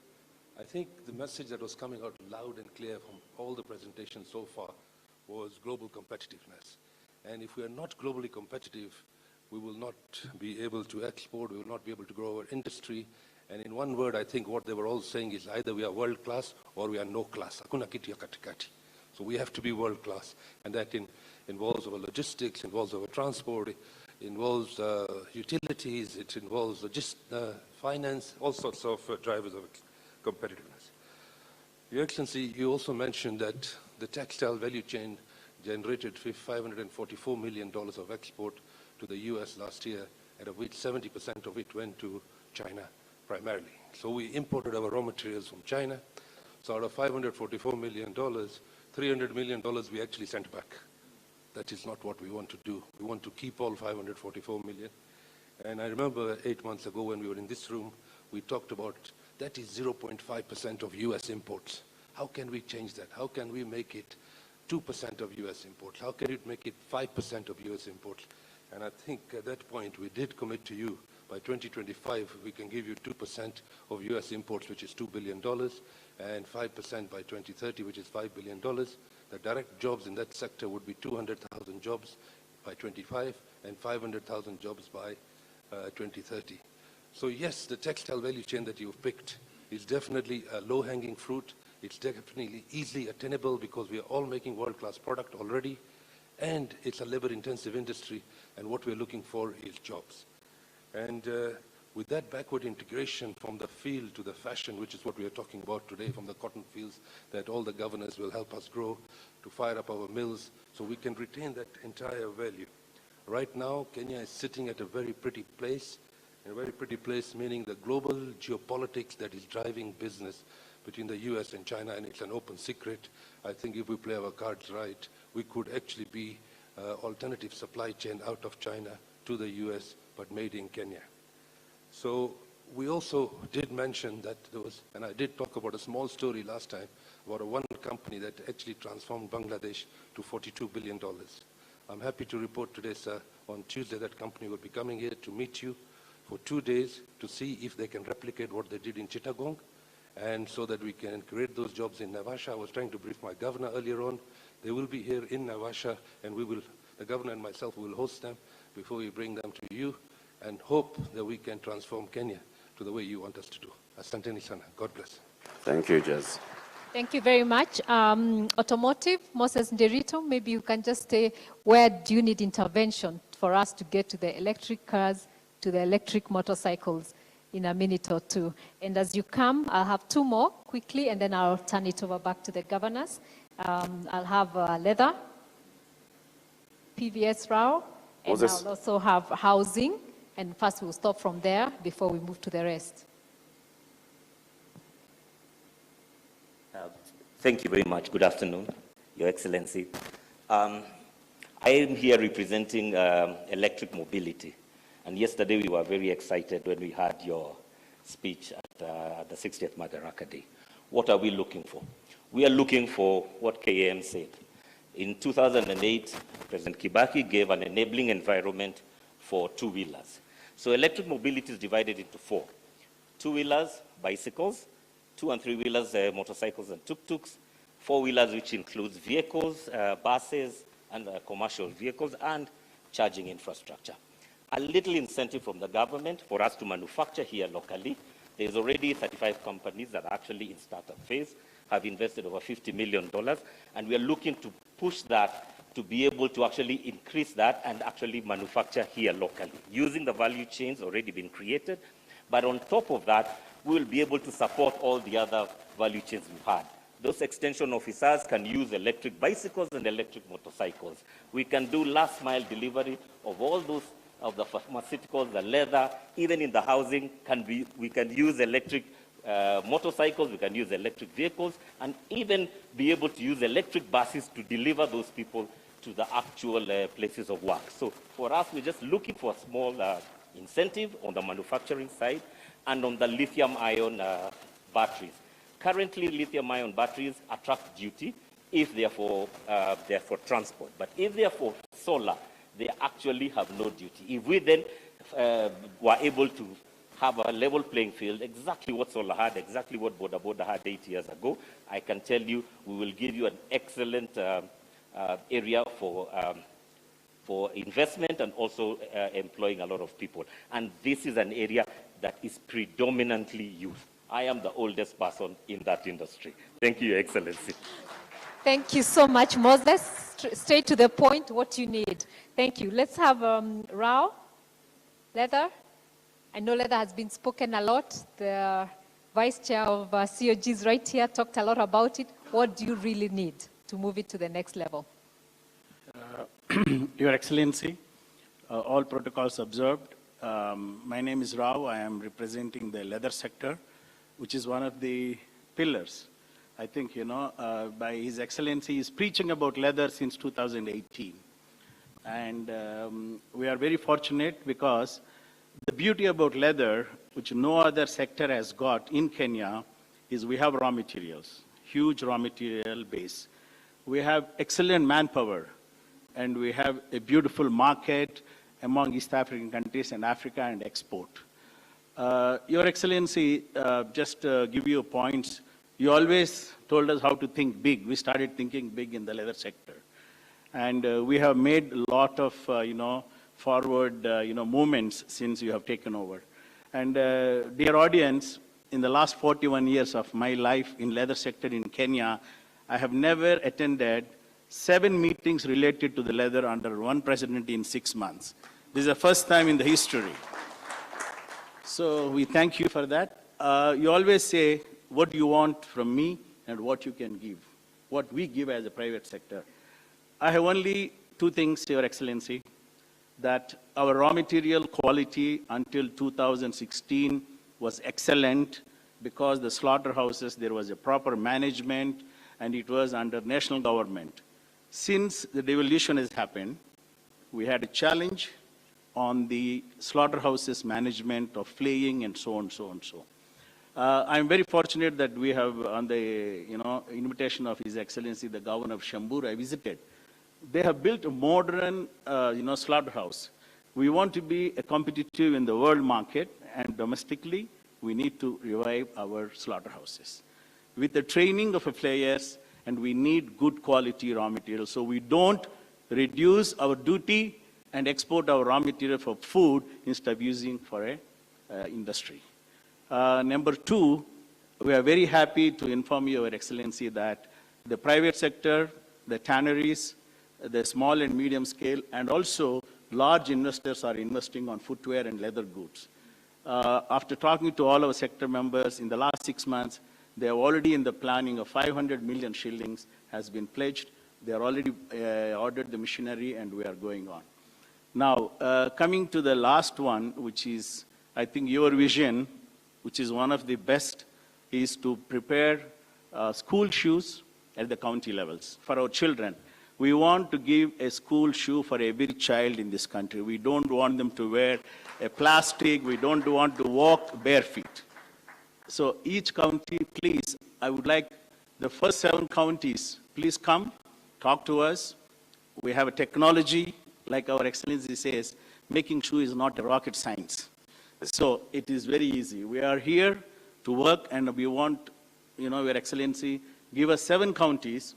We produce 1,000 pairs every day, creating an employment of 5,000 to start with in the next 6 months. And also, one more thing which is very, very important for many of you who may not be aware, we have been positioned in a beautiful position-wise because God has given us that opportunity at present. Ethiopia had 15 tanneries. Today, there were only 4 operating. Sudan is completely gone because of these situations. All our neighboring countries in East Africa, there are no tanneries except the world-class tanneries we have in Kenya. So we have an opportunity to take all these materials to convert into a product value addition, creating employment of 100,000, which is not difficult. To do this, Your Excellency, the last thing I want to request your government, that we need to train artisans, we need to train people on footwear and leather goods designing and training program. Now, we can export our labor force not only for us, to the whole of Africa. That will be a very big, another 100,000. Trust me, Your Excellency, please help us out in good training program, which we are talking for many, many years. Your hard decisions, your firm decisions will help us out. Finally, our governor here, brother, in 2017 and 18, we used to buy camel hides, 100 tons every month. We used to tan and export to one of the best brands in the world called Eco Shoe from Switzerland. And so if you give me a good hide, well flayed, and we can buy all your camel. Number 2, we are buying every day. Our leather sector is buying 10,000 skins in Kamaiko, in and around Nairobi, skins, and all the skins are coming from northern region. So there is no problem with this, with the material, raw material, and the skins. The problem is accessibility. So we are ready to work with. We want to make it sure that we are going to produce at least, in my opinion, more than 20 million pairs of shoes in the next 5 years. Thank you, Your Excellency. Thank you. Thank you very much, Your Excellency. If you know Eco shoes, they are some of the most expensive shoes around the world. So if they can be produced here, you can imagine what our revenue will be. But as we said, the global challenges have opened opportunities for us. It's for us to grab them. Let me ask Winnie Ngumi, housing. And just very quickly, any intervention that you need from government. You've had the president and his passion on housing.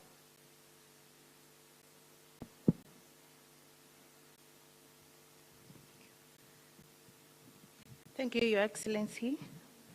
My name is Winnie Ngumi, Managing Director, Space and Style. I'm also the Chair of Building and Construction Sector at Kenya Association of Manufacturers. I sit on the Industry Sector Board at KEPSA, and I also happen to wear a public sector hat as the Chair of the Kenya National Highways Authority. So a local content policy, because having sitting on both sides, I know how challenging it is to enforce the local content policy. We do have factories, Your Excellency, on the ground. I do have a factory that manufactures roofing tiles, and my consumption is actually 30%. If we are able to enact the local, to enforce the local content policy, we'll be able to move instantly job creation across our industries instantly. And that includes ceramics. We have ceramics, our cement, our glass, our doors, our painting manufacturers, piping manufacturers, just by the enforcement of the local content policy. We did work with the previous, I think, in the last 2 years, and we created the procurement master roll. It is not being gazetted. It was gazetted, but it's not enforceable because we are not able to have laws under the PPADA that can enforce this.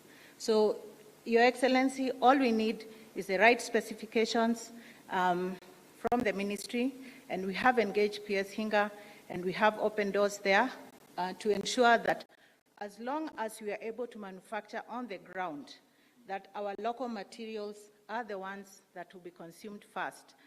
And I say this because my company started importation for 15 years and went into production 5 years ago, and today 90% of the products we manufacture are sold locally, and only 5% we import. So it is possible to do that. And also the last thing is that we do run a lot of programs for training of fundis. We just want to work with the Ministry of Education to ensure that these programs are recognized so that the fundis that we have trained, and my company has trained over 5,000, that these are accredited and that these fundis can be consumed by the National Construction Authority, so that then as they are forming their cooperatives, that they are able to get funding from sectors like UN Habitat that has money for fundis, so that they can now run companies or small little businesses that will be able to build into the value chain. And I would be failing my profession as an architect to say this, Your Excellency, that we look forward to our contribution as professions in the built environment as an architect to contributing directly into bringing sanity into the construction sector. We are working on an act that's going to put together a lot of structure to our sector, so that then we can ensure from an architectural point of view, we are designing the right products that are consuming made in Kenya products, and that ultimately we will see the houses that you want desired. Your Excellency, as a sector, we are very excited to have 9 billion shillings poured into our sector. We are ready to run. Thank you. Thank you very much. Because of interest of time, we've really talked about edible oils and pyrethrum, so I may not call them right now, but let me finish with pharmaceuticals, and I'll just call Dr. Vimal Patel just to very quickly say, what are the needs? You've heard about saline water. What do you need to be able to do that in Kirinyaga, at the coast, and everywhere else?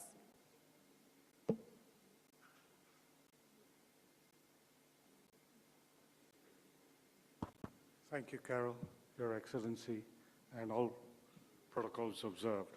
So I'm coming not in numbers as employees. I'm looking at the security of Kenya. Where I talk about security, I'm talking about when we had COVID. During COVID time, there was a drug called azithromycin, which was first choice thing. Luckily, we had the raw materials. We supplied Kenya. And we supplied in a short time, which then tells you a story. It tells you that manufacturing here is better than importing. The second story I'm going to tell you, that if we want to grow, I know you're passionate about pharmaceuticals. I've seen everywhere you mentioned it. If we want to grow, and we want to be an India of Africa, we need to change certain tax policies. And that, what I mean, is that today medicine is exempt. Everybody thinks exempt means zero VAT, but it doesn't. It means that for me, if I put up a factory, I put up anything to do with services, electricity, I'm paying VAT, and I cannot claim back. An importer does not have that kind of claim back. So I think we need to change the policy. The second thing we need to do is that Kenya is the hub of East Africa. But what is saddening, because our policies don't support us manufacturers, people like Uganda, the number of factories are coming higher. I think we should not waste this opportunity. And I can tell you, once we do this, you will see API plant coming up in Africa. I know you're passionate about that as well, but it won't come without these things. Thank you.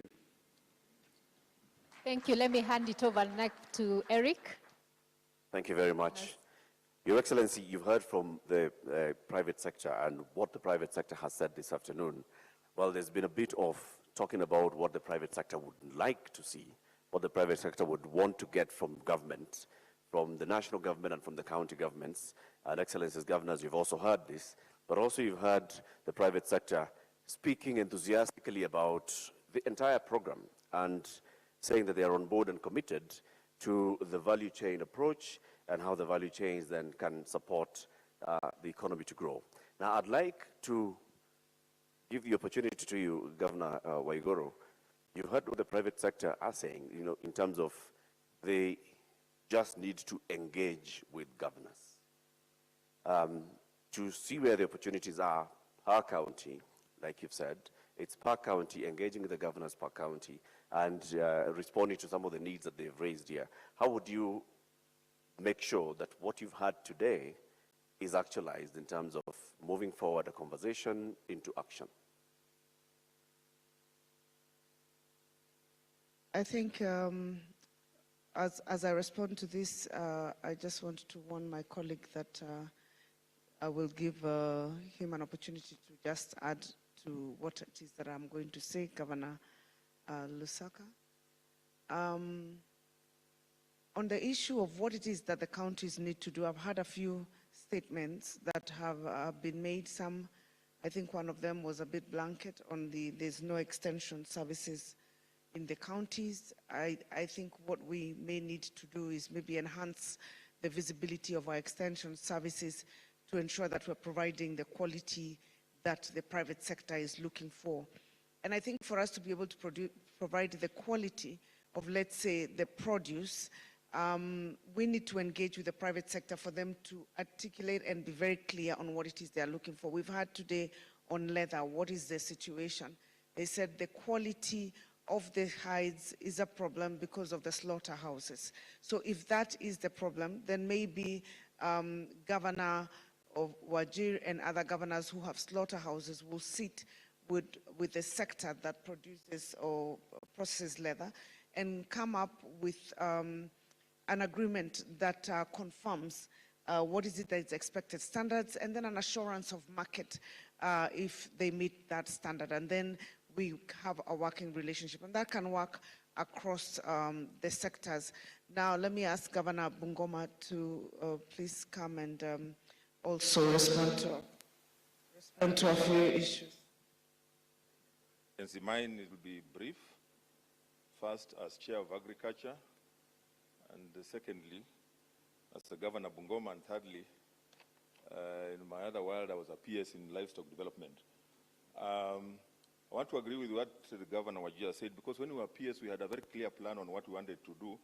You realize that in Isiolo, we put an international abattoir and an airport.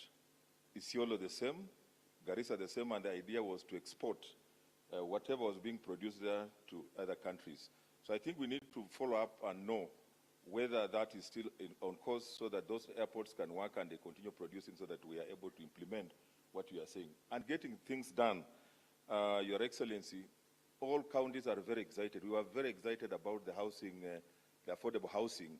We have found land and we are ready. We're just waiting for you to come and launch. I want to wind up by quoting what our late Minister Michuki said, getting things done.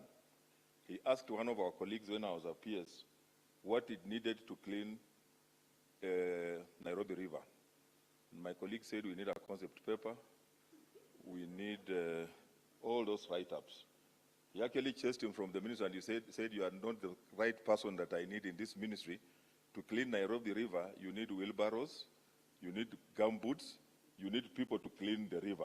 So we need to get things done. Another example, as I wind up, Your Excellency, we were in a meeting and there was a problem in Mau. And he said, remember the late, why are we sitting here discussing things instead of getting them done?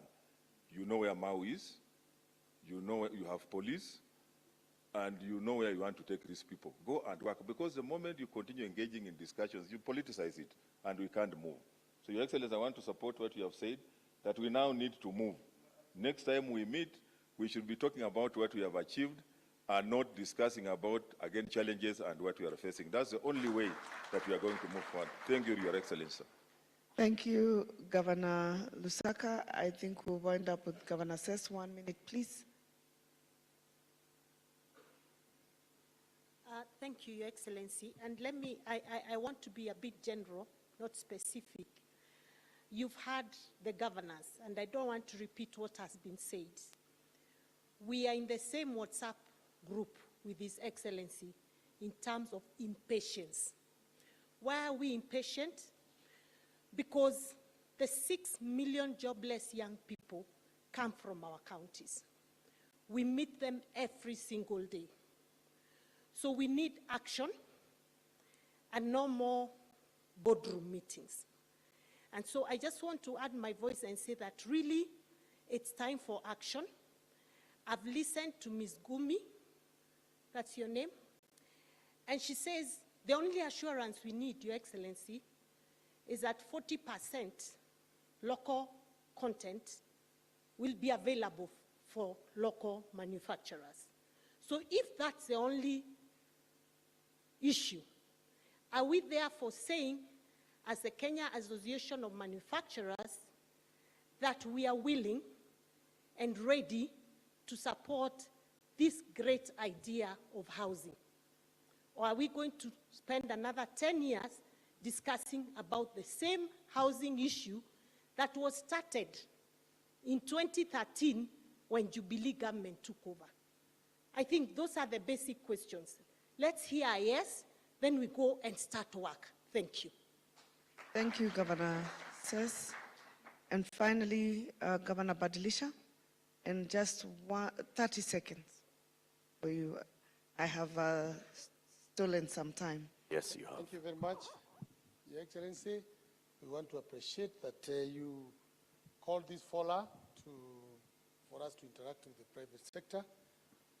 When I was listening, the private sector have really talked about the local and global competitiveness, and I have solution for them. Maybe they set up their industries and factories maybe very far away from where the products are coming. We would encourage them, instead of importing those things from counties to Nairobi here, come and set up those factories where we are, and it will be easier for you. Again, Your Excellency, I would also like to suggest that the issue of power, like in Nyandarua we have wind power, which can be very cheap. So we would want to encourage some of the private sectors also to invest in production of power, so that now it becomes easy even for you to carry that work. Rao, we are #1 reading in milk production, meaning we have a lot of animals. So you're asking of a county to support in shoemaking. We are ready for you. Thank you very much. Thank you very much. And just to conclude in a sentence, Your Excellency, to the private sector, we are going to be building the CAPs from starting in another 2 weeks. They should be ready in another 6 months to 7 months. In the meantime, our counties are available to engage on matters production, whether it's in providing extension services so that we can produce the produce that you want, and also to discuss with you which areas you may want to come and invest in every county. Thank you very much. Thank you very much, Governor. Thank you. And ladies and gentlemen, you've said what you'd like to get from the government. How you'd like to engage with the government. The governors have said how they'd like to engage with you. The president started by saying, well, we've been talking about this for many years, and now it's about time that we get things done. Your Excellency, I want to conclude by just coming to you so that you can set this ball rolling. In fact, not just set the ball rolling, but just kick the ball, so that everybody knows what they're supposed to do beyond this day. Talk has been done. Budgetary allocations have already been made. I've seen the budget at the national level.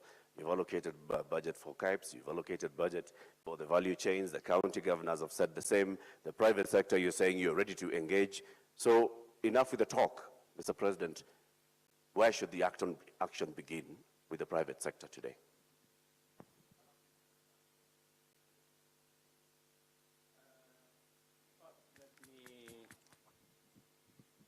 Allow me to respond generally.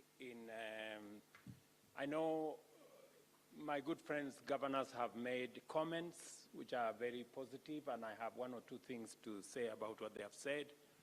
I have listened to our good friends also in the private sector and what they want us to do and how they view this journey that we intend to take together.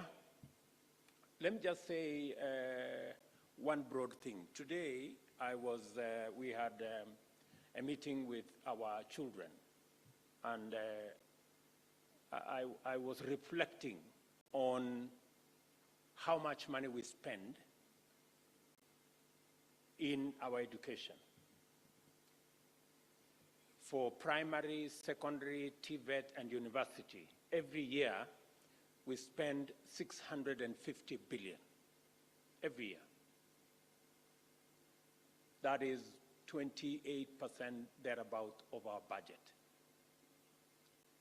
And it is important for us to understand that because we are spending that amount of money, we have developed one of the best human capital in the world. We pride ourselves of having one of the best human capital in the world. We churn out about between 800 and 1 million young people into the labor market every year after we spend this huge amount of money. It should concern us as a nation what happens to this big investment we make in the education and the development of our human capital. Otherwise, we would be very reckless.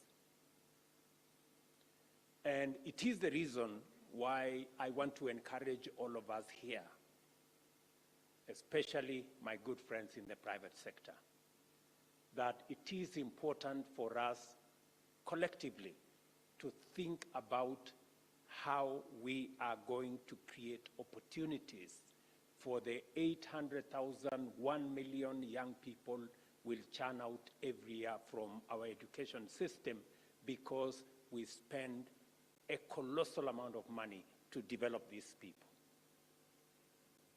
Having said that,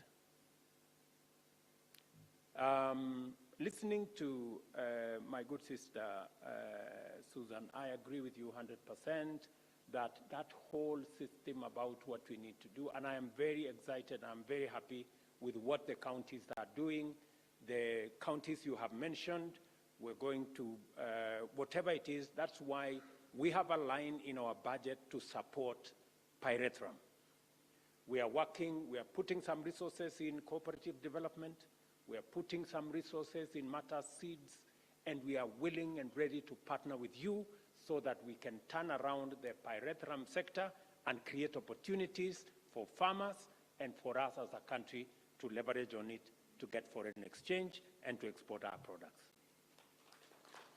I am looking forward to, once we finish with the budget, to a proper engagement between our ministries, both trade, agriculture, with our county governments, so that you can tell us where the gaps are, and so that we can see what resources do you have, how can we backstop, how can we fill the gaps, so that we can all move together. Same thing with cotton. Same thing, and I listened to the very, very passionate drive by my sister Wanga about cotton and about palm oil. These are the two sectors that we have deliberately put in our plan because they hold a very huge potential of not just incomes for farmers, but also creating opportunities for jobs for our young people, so that the 650 billion we spend every year on our young people have some meaning. And to promise you that we've also aligned in that sector, and hopefully we will get the private sector to come on board so that we can work on the aspects you have said about ginning, because it's not practical and it's not correct that cotton produced in Homa Bay is ginned in Baringo. It doesn't simply make sense. You know, we have to rethink about that, and that is part of the resources that we have factored into our budget to see how we can assist the private sector with seed capital to provide some of these interventions. And also The reason why I sent Moses Kuria to Indonesia is precisely because of palm oil, because we want to be clear. The president of Indonesia had sent his minister to see me, and then I sent Moses, and now the president himself is coming, because we have to unlock the jigsaw around edible oil. I know I had a meeting with the Kenya Association of Manufacturers, and they were telling me about that, you know, we have some people who have invested in packaging and doing a bit of refining at the tail end.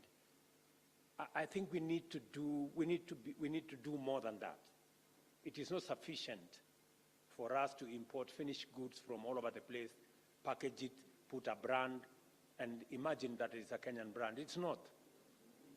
I mean, let's be honest. We are lying to ourselves, you know. We have to get it right from the beginning. And I know it's easier to live in the comfort zone because you're making a little money and it's okay, you know. But you know, it's not okay. You know, we are spending $1 billion every year to import edible oil that our farmers can grow, and they can make that $1 billion.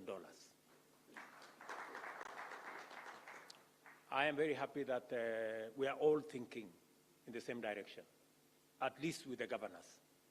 We are thinking in the same direction, and I hope we will create a big enough team to be able to persuade our private sector to come along with us. Please, yeah, so that we can all think together in that direction. We are working with what we can do, the whole of Western Kenya, from Kitale, Bungoma, all the way Siaya, Kisumu, Homa Bay, Migori, Vihiga, Kakamega. Those are the people who should be producing for us edible oil because they have the capacity to. And we have the market for them. They don't have to go looking. We have the market to buy, because we are already spending $1 billion. That $1 billion is money that is available in our market that we can use to buy your products. But you see, we have to get on with it. It cannot continue to be any discussion any further. We all know what is right and what is wrong. Mudomi Njuki, I agree with you, the pulses issue. I called you. I called the governor of Kitui. I called Seth. I called, who was the other person? I think those three. And I gave this man called Moses Kuria instructions. Moses, I told you what to do. You know, chukua microphone, ambia hawa watu, hii pulses, what are you going to do? Wapi microphone, patia huyu mtu anaitwa Moses. You know me and you are discussed. Your Excellency, as if you expect to have a different answer, which is not possible. So, Governor Mudomi Njuki, by close of next week, we will have bought all the dengos from the county, from Makueni, and from Kitui, and from Embu at the right price. So we need to have a conversation around that price. And why I'm very happy, this is a very good problem to have. Because a few weeks ago, we came to you because we didn't have food in this country. And you told us, just guarantee me that you'll buy, these people are human tractors. And you have proven that they are real human tractors. So by close of next week, I'm going to dispatch my teams, and once we agree on the price, we'll mop up all the dengos. And that should be the trend for future, for the cotton, for the paredram, for anything. It is not our fault. It is not the farmers' mistake that they are too hardworking. We have to do what we need to do as a government. Thank you. Asante. Okay. So when we finish this meeting, I expect a meeting between Governor Mudomi, Governor Sess, Governor, my good friend Mutula, and Malombe, Governor Malombe, on the issue of pulses. it is going to be tragic if our farmers are going to get stranded with a crop and a product when we've just walked out from a food insecurity situation. It is not prudent, it's not intelligent. In fact, let me not say it's foolish, because it is. So let us let us sort that out. I already I spoke to the managing director of KNTC and I told her what to do. Moses, you need to just get things moving because we cannot continue that way, and we need to begin to demonstrate the power of aggregation. And we have all agencies which can buy the pulses. We have our NYS, we have our military, we have many people who are ready to buy that product. Let me also say, I have listened to the private sector very carefully, and they have told us about global competitiveness, which is good. They have told us about all the other good things that we need to do. But we need to be a bit more clear on what do we need to do as government. Because you have mentioned, my good brother from Kenya Association of Manufacturers, you have said the problem is the export levy. The export levy is not there now. We are proposing. You know, we are proposing. So why is it a problem before even we put it in place? And the reason why, let's be honest, the reason why we are putting the export levy is because of what Madam Ngumi here said. Is she still here? Yes, she's there. She says she's been importing and trying this or the other. She's now moved in the last 5 years to manufacturing from locally, local primary products. That is the transition we need to make. It is the transition we need to make in cement. It is the transition we need to make in steel, the billets. It is the transition we need to make in paper.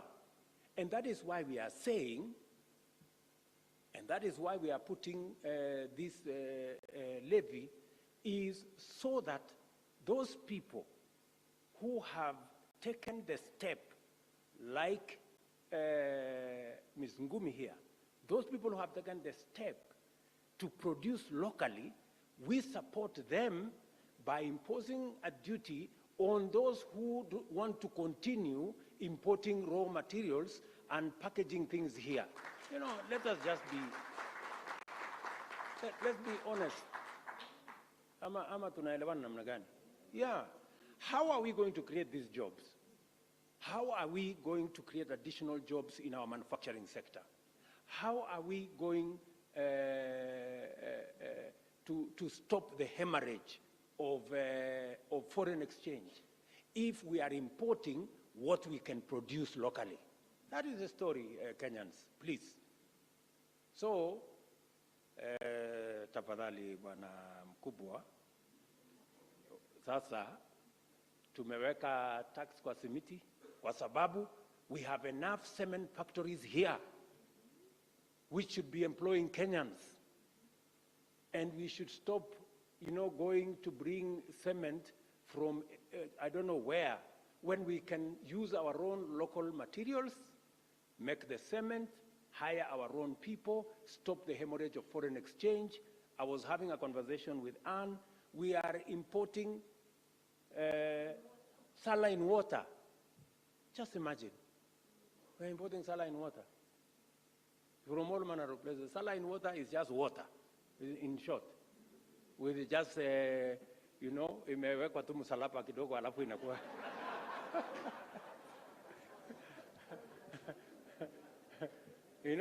Imeombewa alafu inakuwa, So really, I mean, we have to be serious as Kenyans. It cannot be business as usual.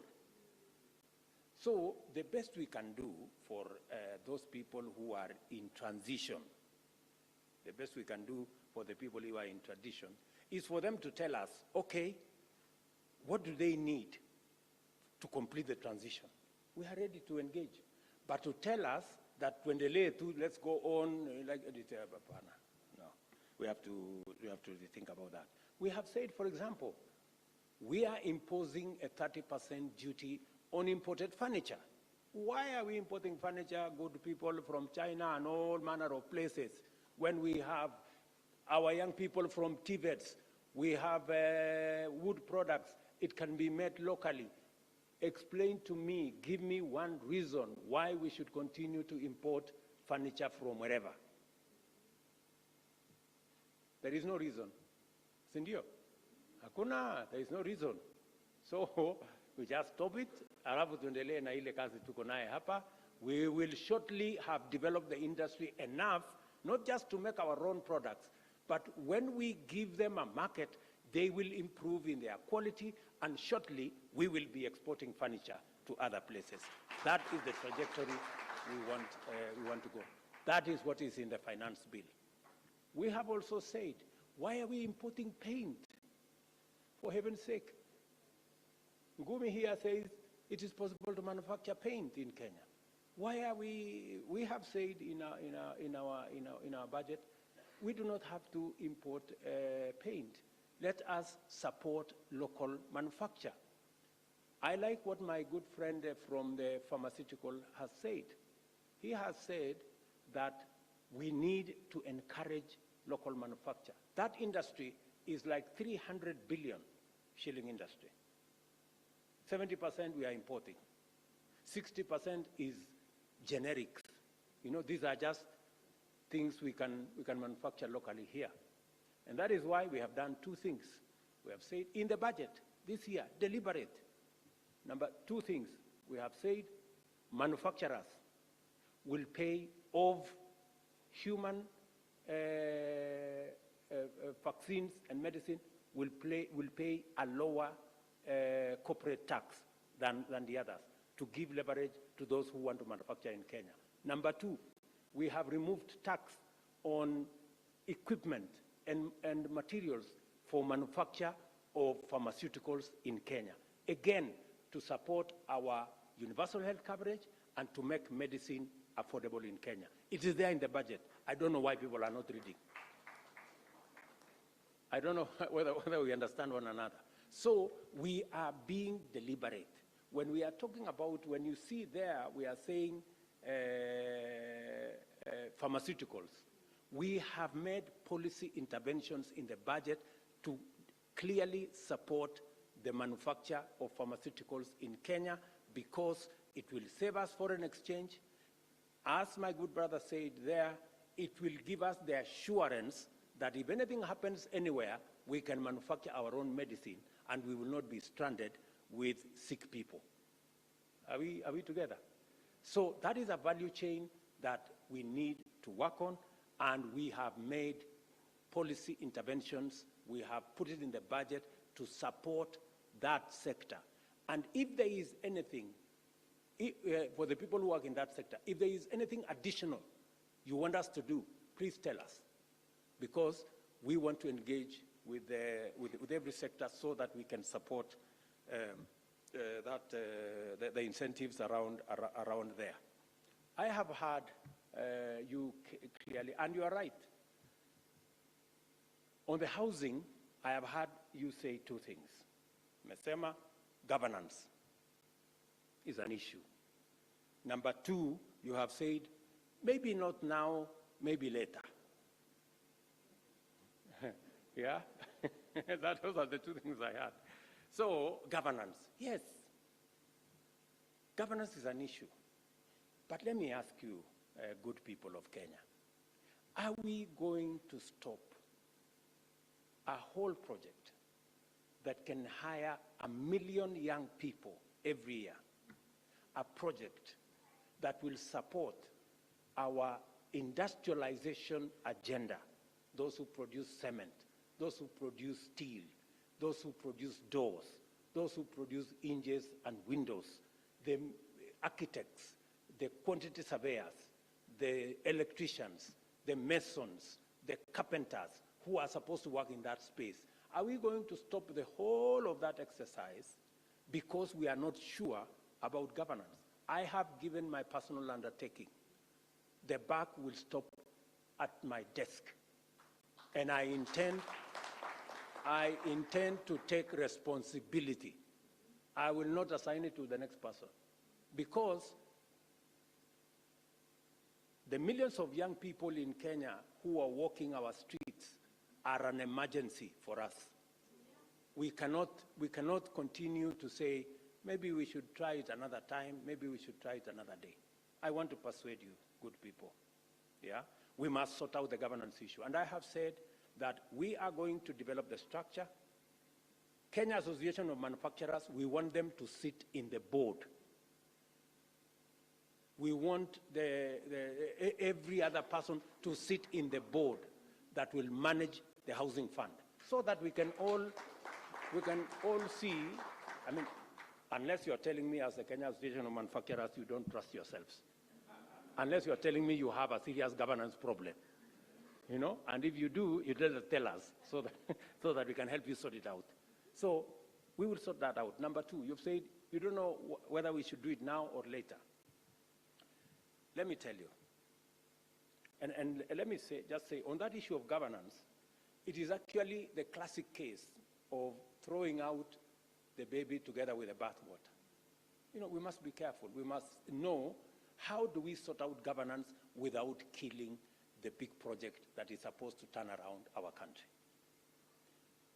You have also said maybe we should wait. Maybe the situation is not correct. This project has been with us for 5 years. We started in 2018.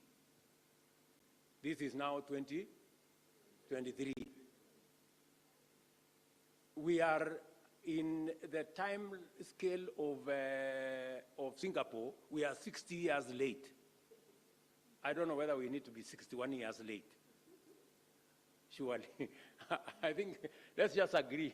It is now or never. Let us just do this thing and let us get ourselves moving.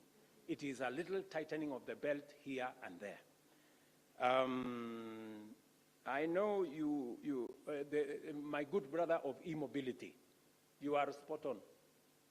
And by the way, in this year's finance bill, we have put the tax incentives you are asking for in this year's tax bill, yeah, finance bill, on issues of taxation, on e-mobility, on issue of chargers, and I have instructed Moses to make sure that they are with clarity, including the lithium maneno, because I want to launch that program later this year, and we want to transit from using fossil fuels, from using diesel or petrol or kerosene on our pikipikis and two-wheelers and three-wheelers, and save ourselves the kind of money. We are spending $500 million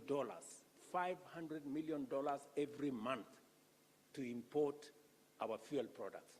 We can cut that down by half if we go the direction that Goodman is saying, if we go the direction that we have put in our finance bill this year. Tunaelewana jameni? So, you are spot on.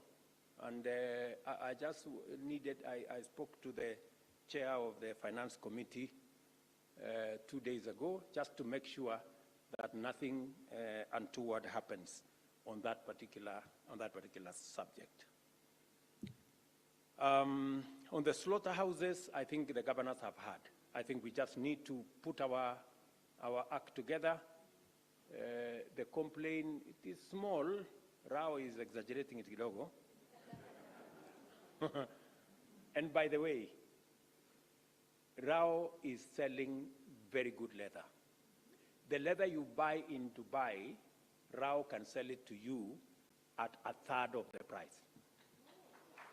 I am a testimony. I have bought leather from Rao at 30% what you would get in Dubai from our own livestock. Yeah, not imported. So thank you very much, Rao, for what your sector, and it is true. We've had several meetings in my office, we've had several meetings elsewhere, and that's why we have put resources in that corner. I want to ask my good friends, governors, what is important is how to manage our slaughterhouses, the knives we are using, the flaying. You know, many times we lose a whole hide or a whole skin because of the knife we are using, and it's not expensive. We can all agree on how that can be managed.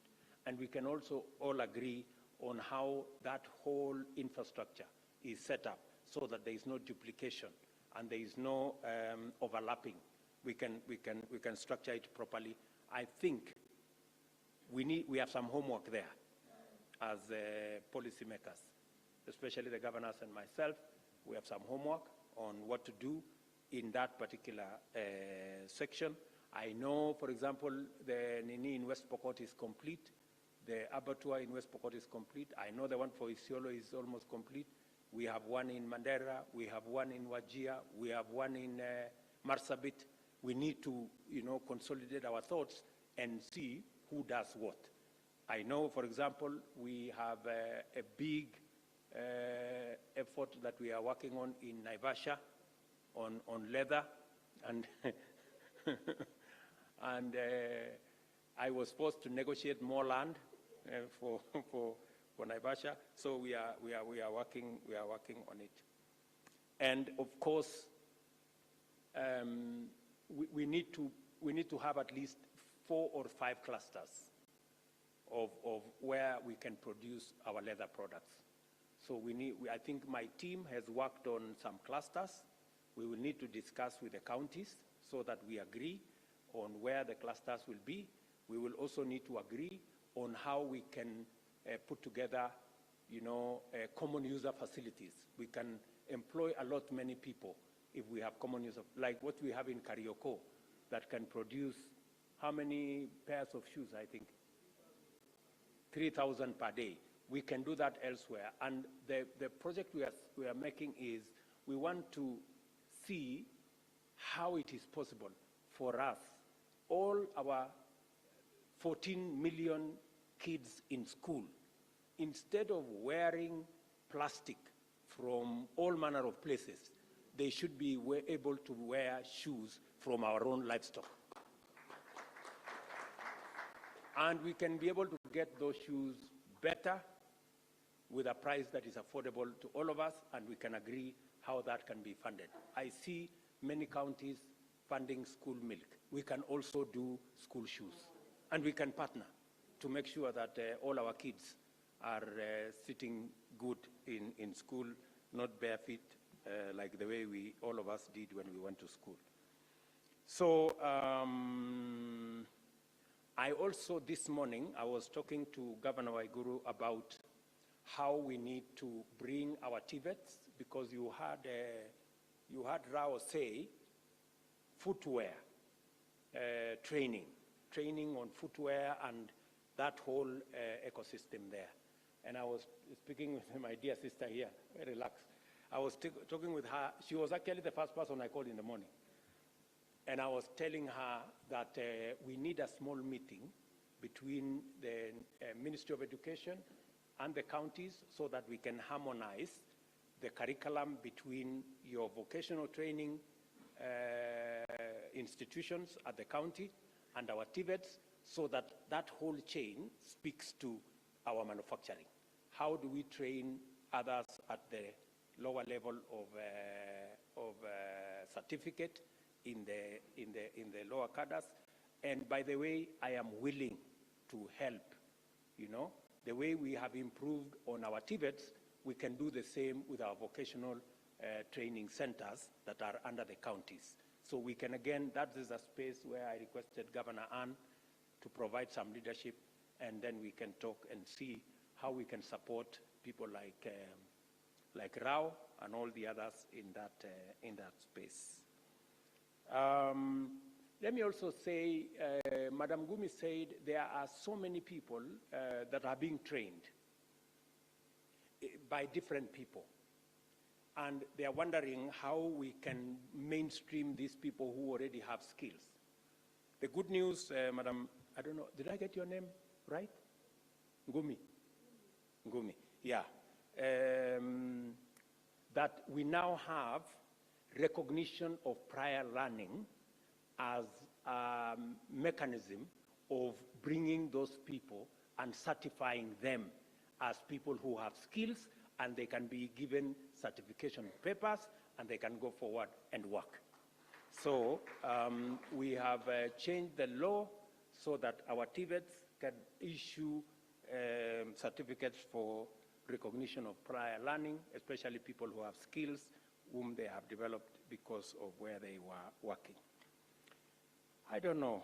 I think, I don't know whether I have answered many of the issues that were, oh, energy. Yeah, there is one issue around energy. And even before I go to energy, I know Wanga talked about seeds. And I agree with you, Wanga, that if you give out seeds that do not, you are in so much trouble. I don't know, there is somebody who gave out seeds. Wambora ran.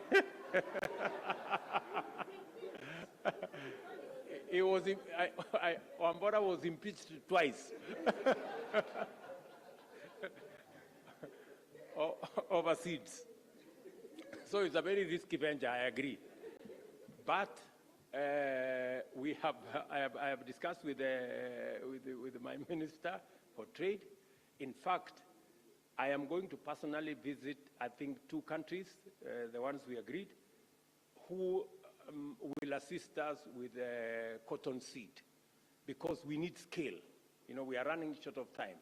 We may not have time to develop our own in good time. So we might have to import some seeds. So I will travel to 1 or 2 countries in the next maybe in the next 2 weeks, so that we can be sure. And they have asked me to go and speak to the president of some 2 countries, let me not say which ones, so that they can allow us to import their seeds and see how we can fast track that process. That is very important to us, because we need to move together. On issue of energy, I think the immediate intervention that we are making is, number 1, on the special economic zones, we are trying to develop a tariff for the special economic zones. That's number 1. But that will not be enough, you know. We have to think of all the other manufacturers that are not in our special economic zones, and what do we do with them? It's a conversation we are having. 2 things that we are doing, as Jir was saying, the governor of Wajir, about Ketraco. We are changing the model in Ketraco. We were using government money to develop transmission lines. We want the private sector to develop transmission lines. We will pay them a willing charge when we use it to transport our energy. The law is already there, so we are in discussion with people who can invest in transmission lines. That's number 1. Number 2, we've just agreed on reforming Kenya Power and Lighting Corporation. It is overdue. We have a lot of manenos there, so we are dissecting it so that we can, because number 1, we are losing between 20 and 30% of all our energy, which we pay for, but we don't consume because it gets lost somewhere. It is because of many things, let me not say. So we are working on Kenya Power. We have agreed on our development partners on what we need to do.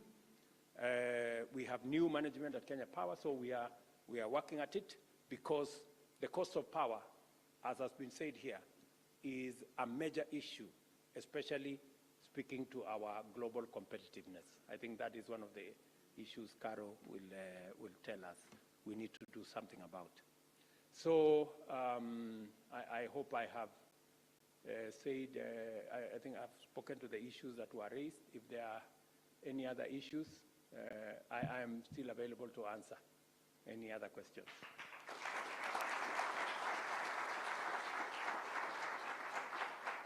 Thank you, Your Excellency. And yes, you have responded to a majority of the issues that have been asked, and any others, like you've said, will be asked later. Carol, as the private sector, the President has spoken. I'm sure you want to ask him when you want to meet next. So please, as we conclude. Thank you, Your Excellency. You've made your commitments. We've heard from the governors, and we've made our commitments, Your Excellency. So my only commitment to you is that I'll rally these people twice a year to meet with you and the governors, and so that at least we can, how many? Okay.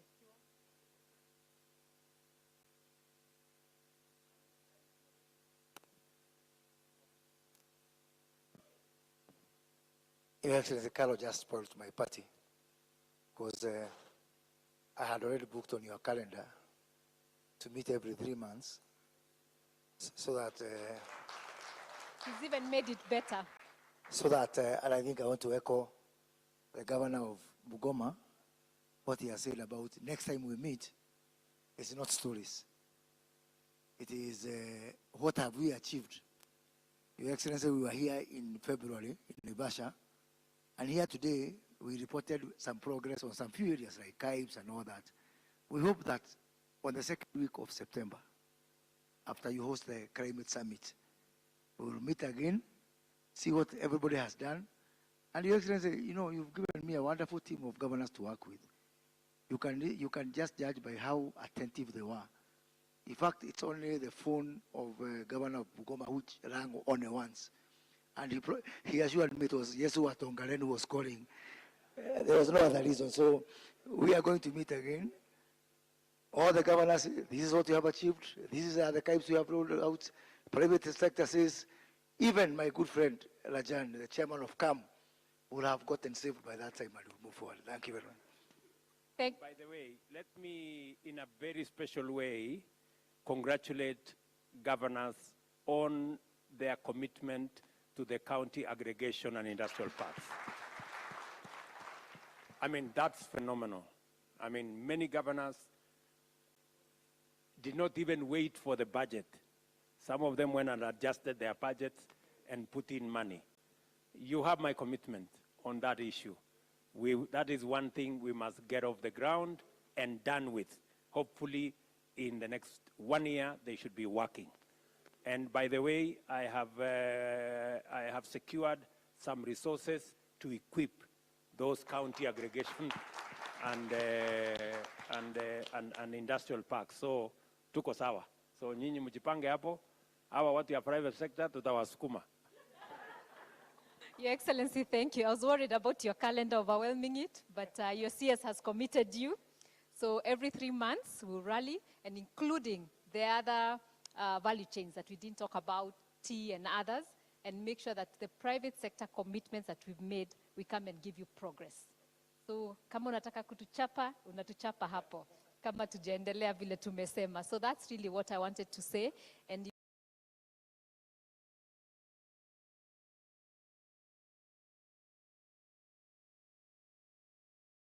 Embu was a buzz yesterday, the 60th Madaraka Day celebrations, and many things were done. There was pomp and circumstance. People traveled, governors were in mighty show of, you know, allegiance, etc., etc.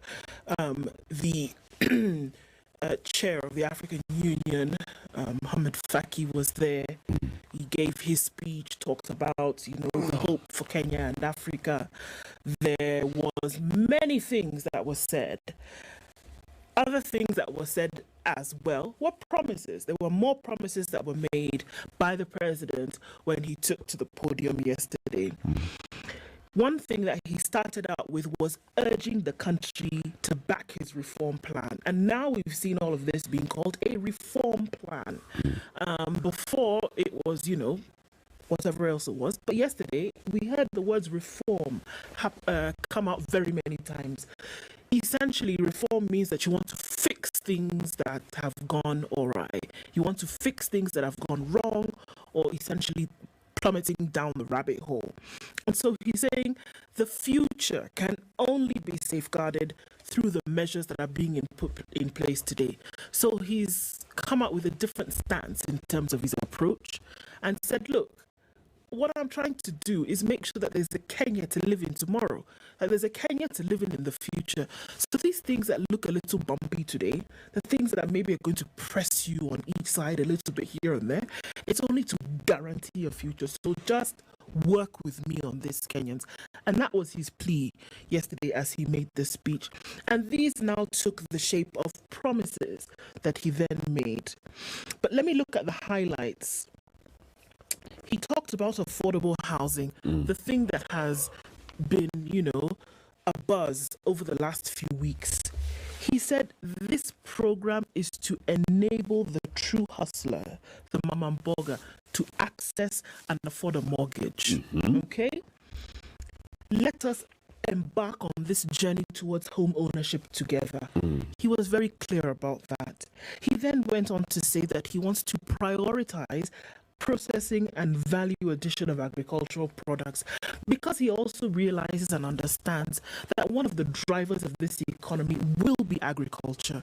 So we must do everything that we can to put in to have the necessary inputs for the desired outcome.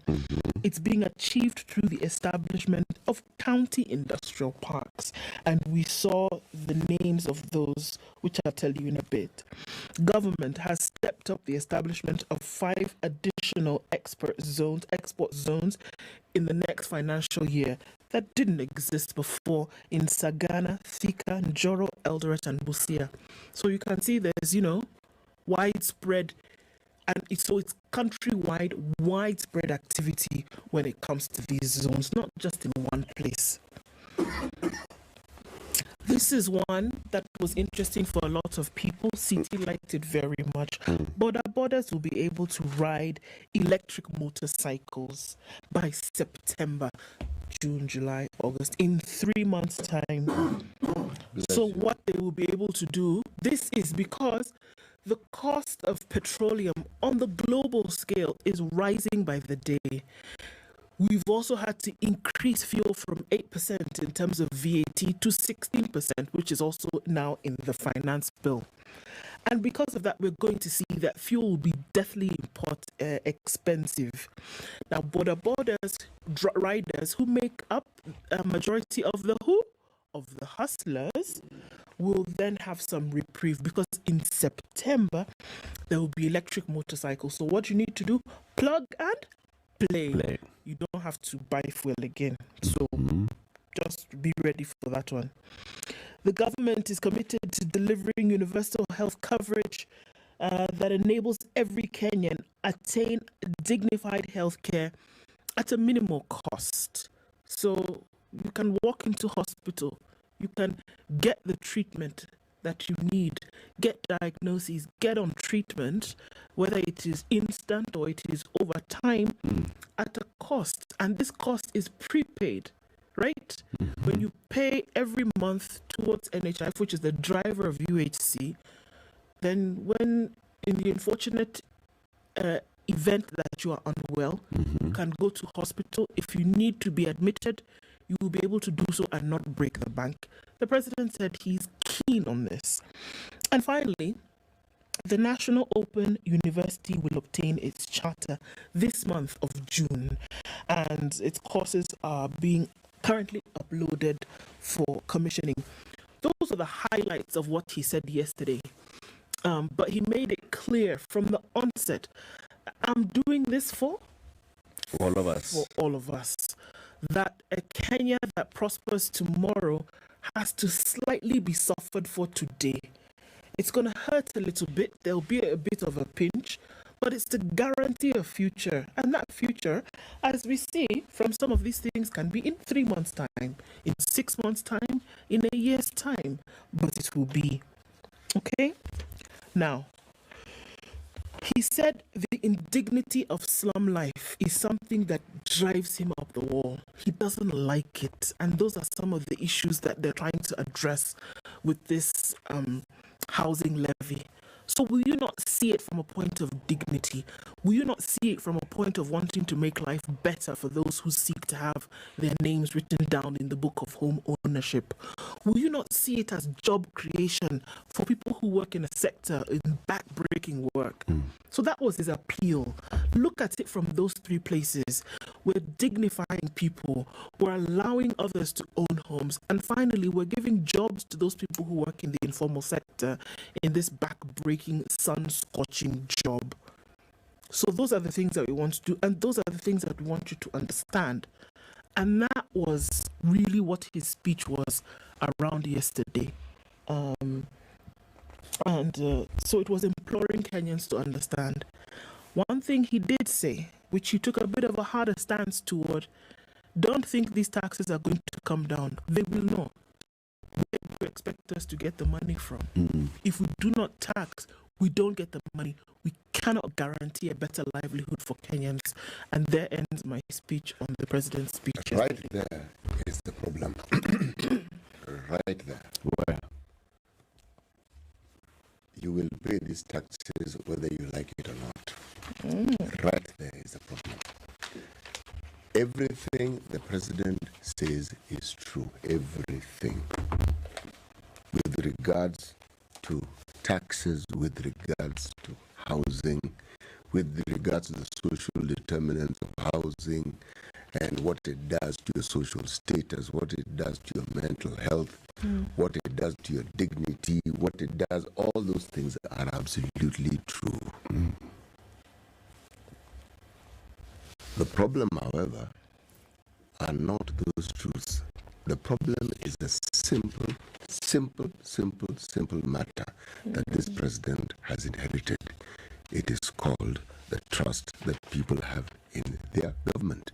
The Uhuru government went on a rampage of borrowing and borrowed and borrowed and borrowed and borrowed and borrowed. Yeah. 10 years down the line, those debts have now come due. Yeah. Okay?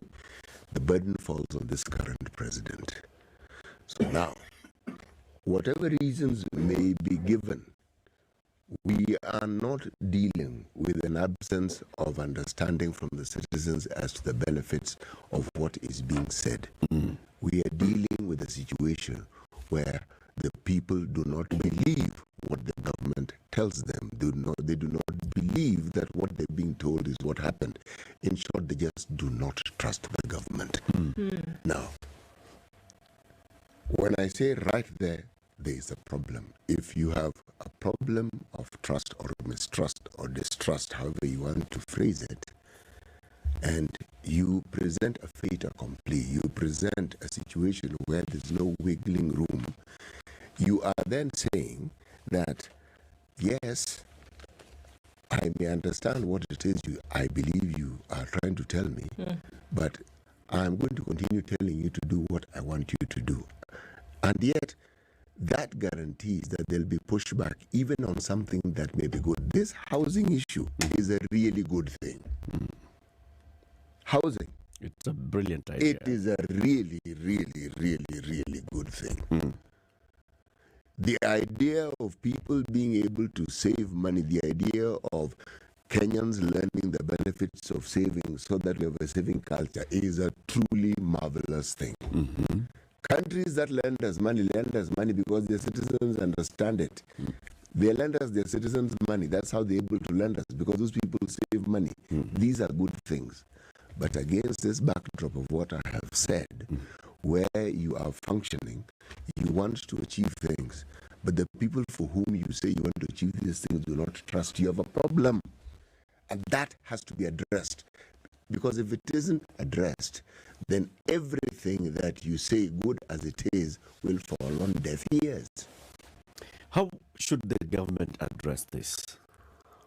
Because, yes, this clearly, something needs to happen between the government and the people, so that the people can start trusting the government more, right?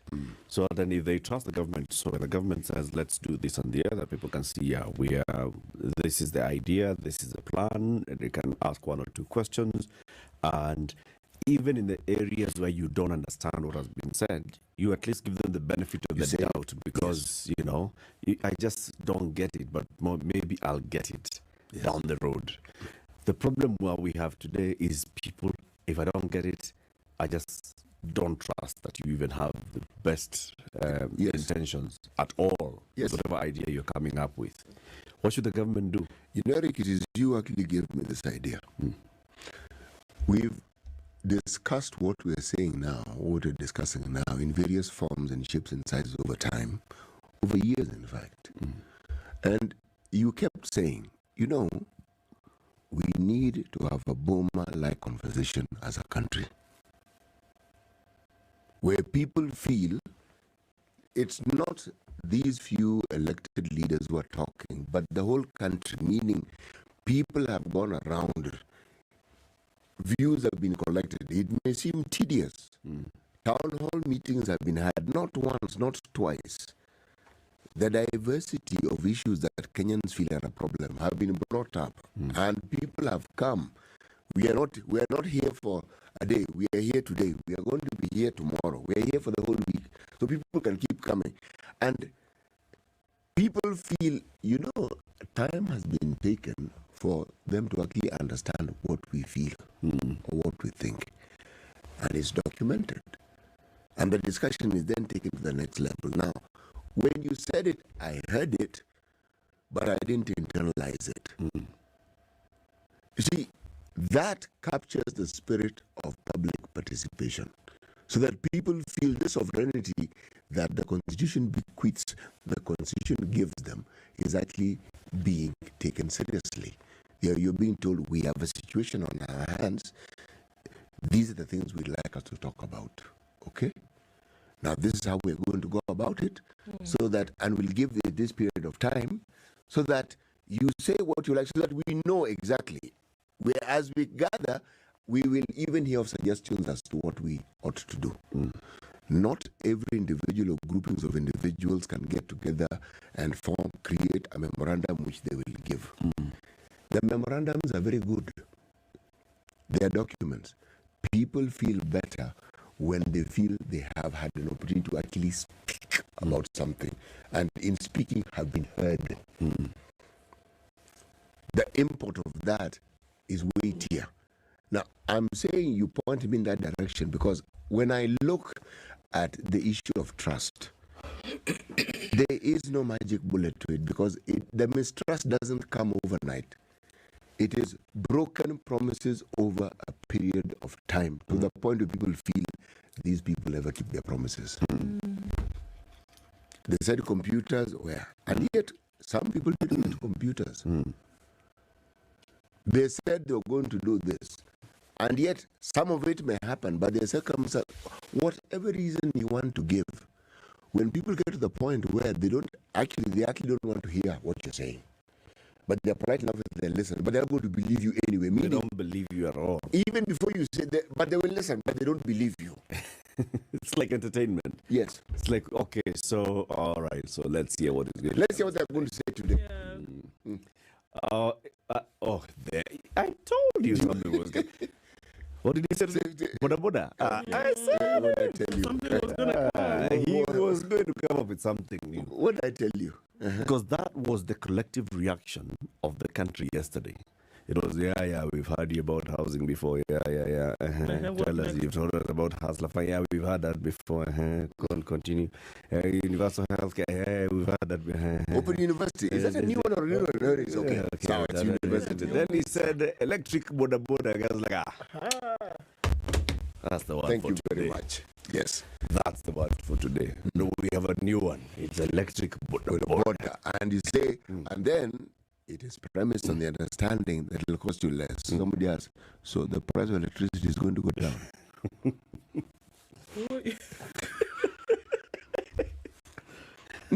I just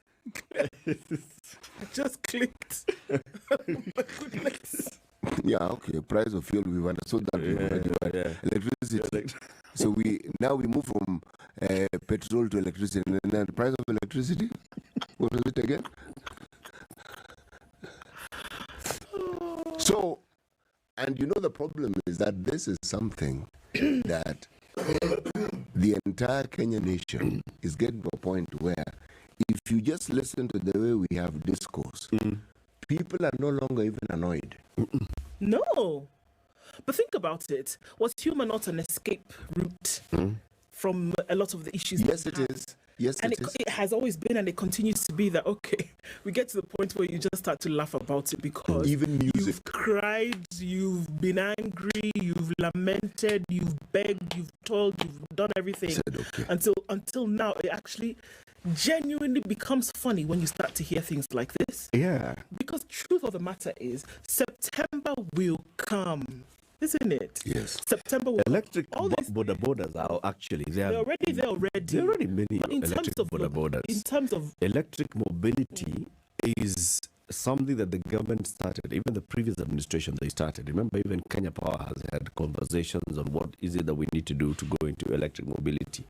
We've talked about Namata saying, in fact, let's look at electric mobility. We have those Basigo and the others on the roads. We have electric buses on the road, electric borders on the road. When the president is saying this, it's actually not something strange. No, it isn't, because they exist. That is the problem, it's not Eric. strange. Is it a possibility that we can have more borders on the road by September? Absolutely. Of course we can. It is a possibility. Eric, but we were there just sitting lies the back and they're like, problem. But Eric, there lies the problem, because you know what it does to you? It's like the proverbial frog who is in the water and it's being warmed up and it doesn't know when the temperature has become so hot that it actually kills it. Because you know in your mind, you can imagine, okay, I can actually see it. This can actually happen. But what lies behind the promise? And this is the thing. What lies behind the promise is the intent to actually do it. Not you can say anything as much as you want. But do you have an actual intent to do it? Or are you trying to placate people because of all this other drama? And you say, actually, well, you know, this one is hard, but they're going to provide electric motorcycles, and so life will be better for the Do you hustler. know, for the last 5 What years... is the intent behind the promise? And that's why, for me, don't say anything. Let it just be hard. Don't say anything. You know how you lose trust is when people do not witness, they do not experience the fruition of what you said you were going to do. Okay? Now, so when it is lost, how then do you regain it? People start seeing things you've said you will do being done. You see, the other day when we had the principal secretary in the State Department of Housing, and I asked him this question about national housing. It was a deliberate question because of this. And he was in his element. He answered it beautifully. You see, this affordable housing was a program the government had. The agent through which the government actualized it was national housing. And the government built very many houses. It's the simple truth. Very many. Then World Bank came in, Bretton Woods institutions came in and said what they said, and that process was reversed. But let's just talk about the success by looking at the estates that we've had that were built and that people live in it. It is true. So can it be done? Yes, it can be done. Has it been done before? Yes, it has been done before. So we are not talking about a concept that is alien.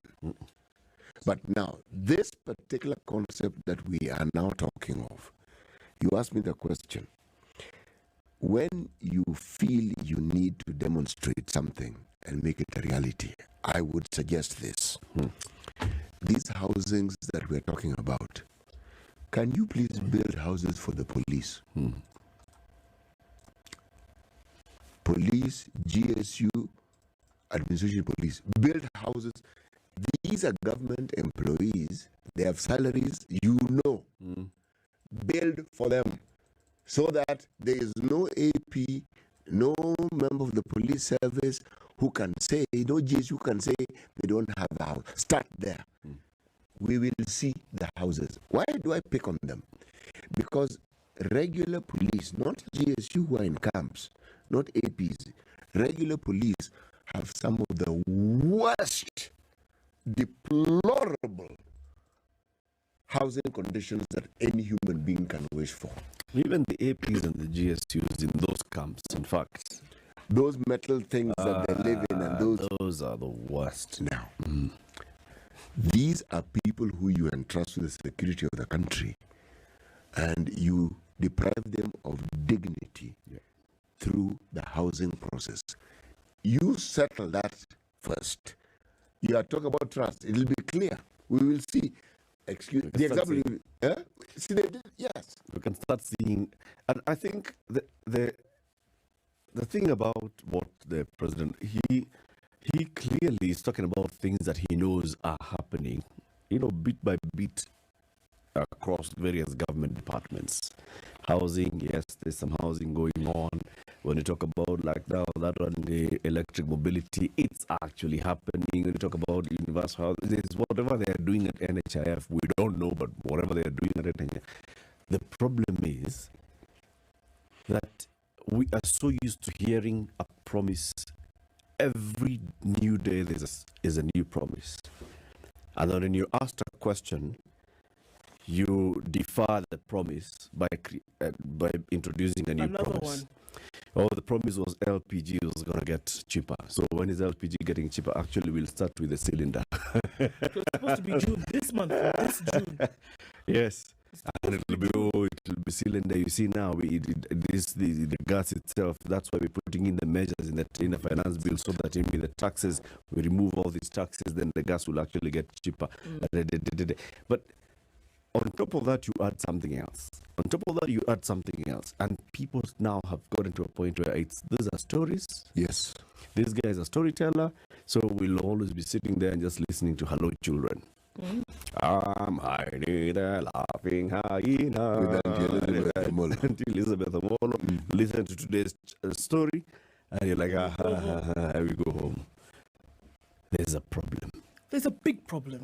And we need to address it. And guess what? With and just like you're saying, with every promise, the believability factor drops a record number of points. Because you come and say another one tomorrow, just like you're saying, nobody will actually believe what it is that you say. And the problem with that is that when it comes to a position that you put yourself in, that you want to actually deliver, nobody is going to believe you. We can have a list of the things that were promised. We can have a list right now of the things that were told in 6 months' time, in 3 months' time, excuse me, in 9 months' time. These things would have been done. And you can also tick off how many were actually done.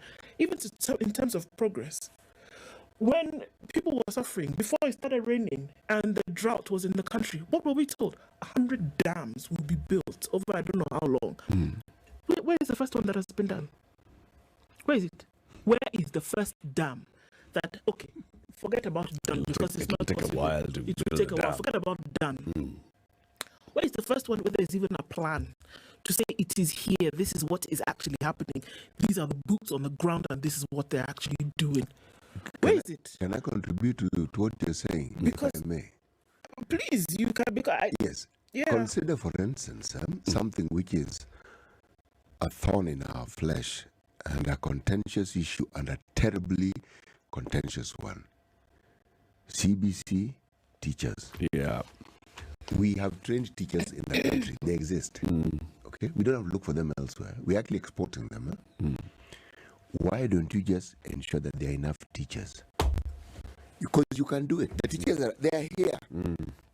As we're looking for money to pay these pending bills, which is a colossal amount of money, is it also possible to also look for money for pending teachers? Because these teachers have not, yes, the schools do not have adequate teachers. I mean, they are low-hanging fruit. The things that can be done that ought to be done. Yes. On teachers, remember he says this is the first time that 35,000 teachers are being hired at a go. You know, in the 60 years of independence. The conversation we're having this morning is with regards to trust. Very many things that the president said yesterday, just talking about what his government is doing, as his administration is doing, the focus areas. talked about several of them: housing, universal health coverage. You talked about what they're doing, in terms of mobility, what they're doing for education, what they're doing about agriculture, and the establishment of the county industrial parks being set aside in a budget for the county industrial parks to be established across the country in collaboration with the county governments. Also looking at additional export processing zones in Sagana, in Thika, in Joro, in Eldoret, and in Busia. New EPZs to be set up in those areas, and the multiply effect of those. And people sitting back and just listening to the president and just hearing things that are being said. And the question is, how many people actually listen to these promises now by the president, by the deputy,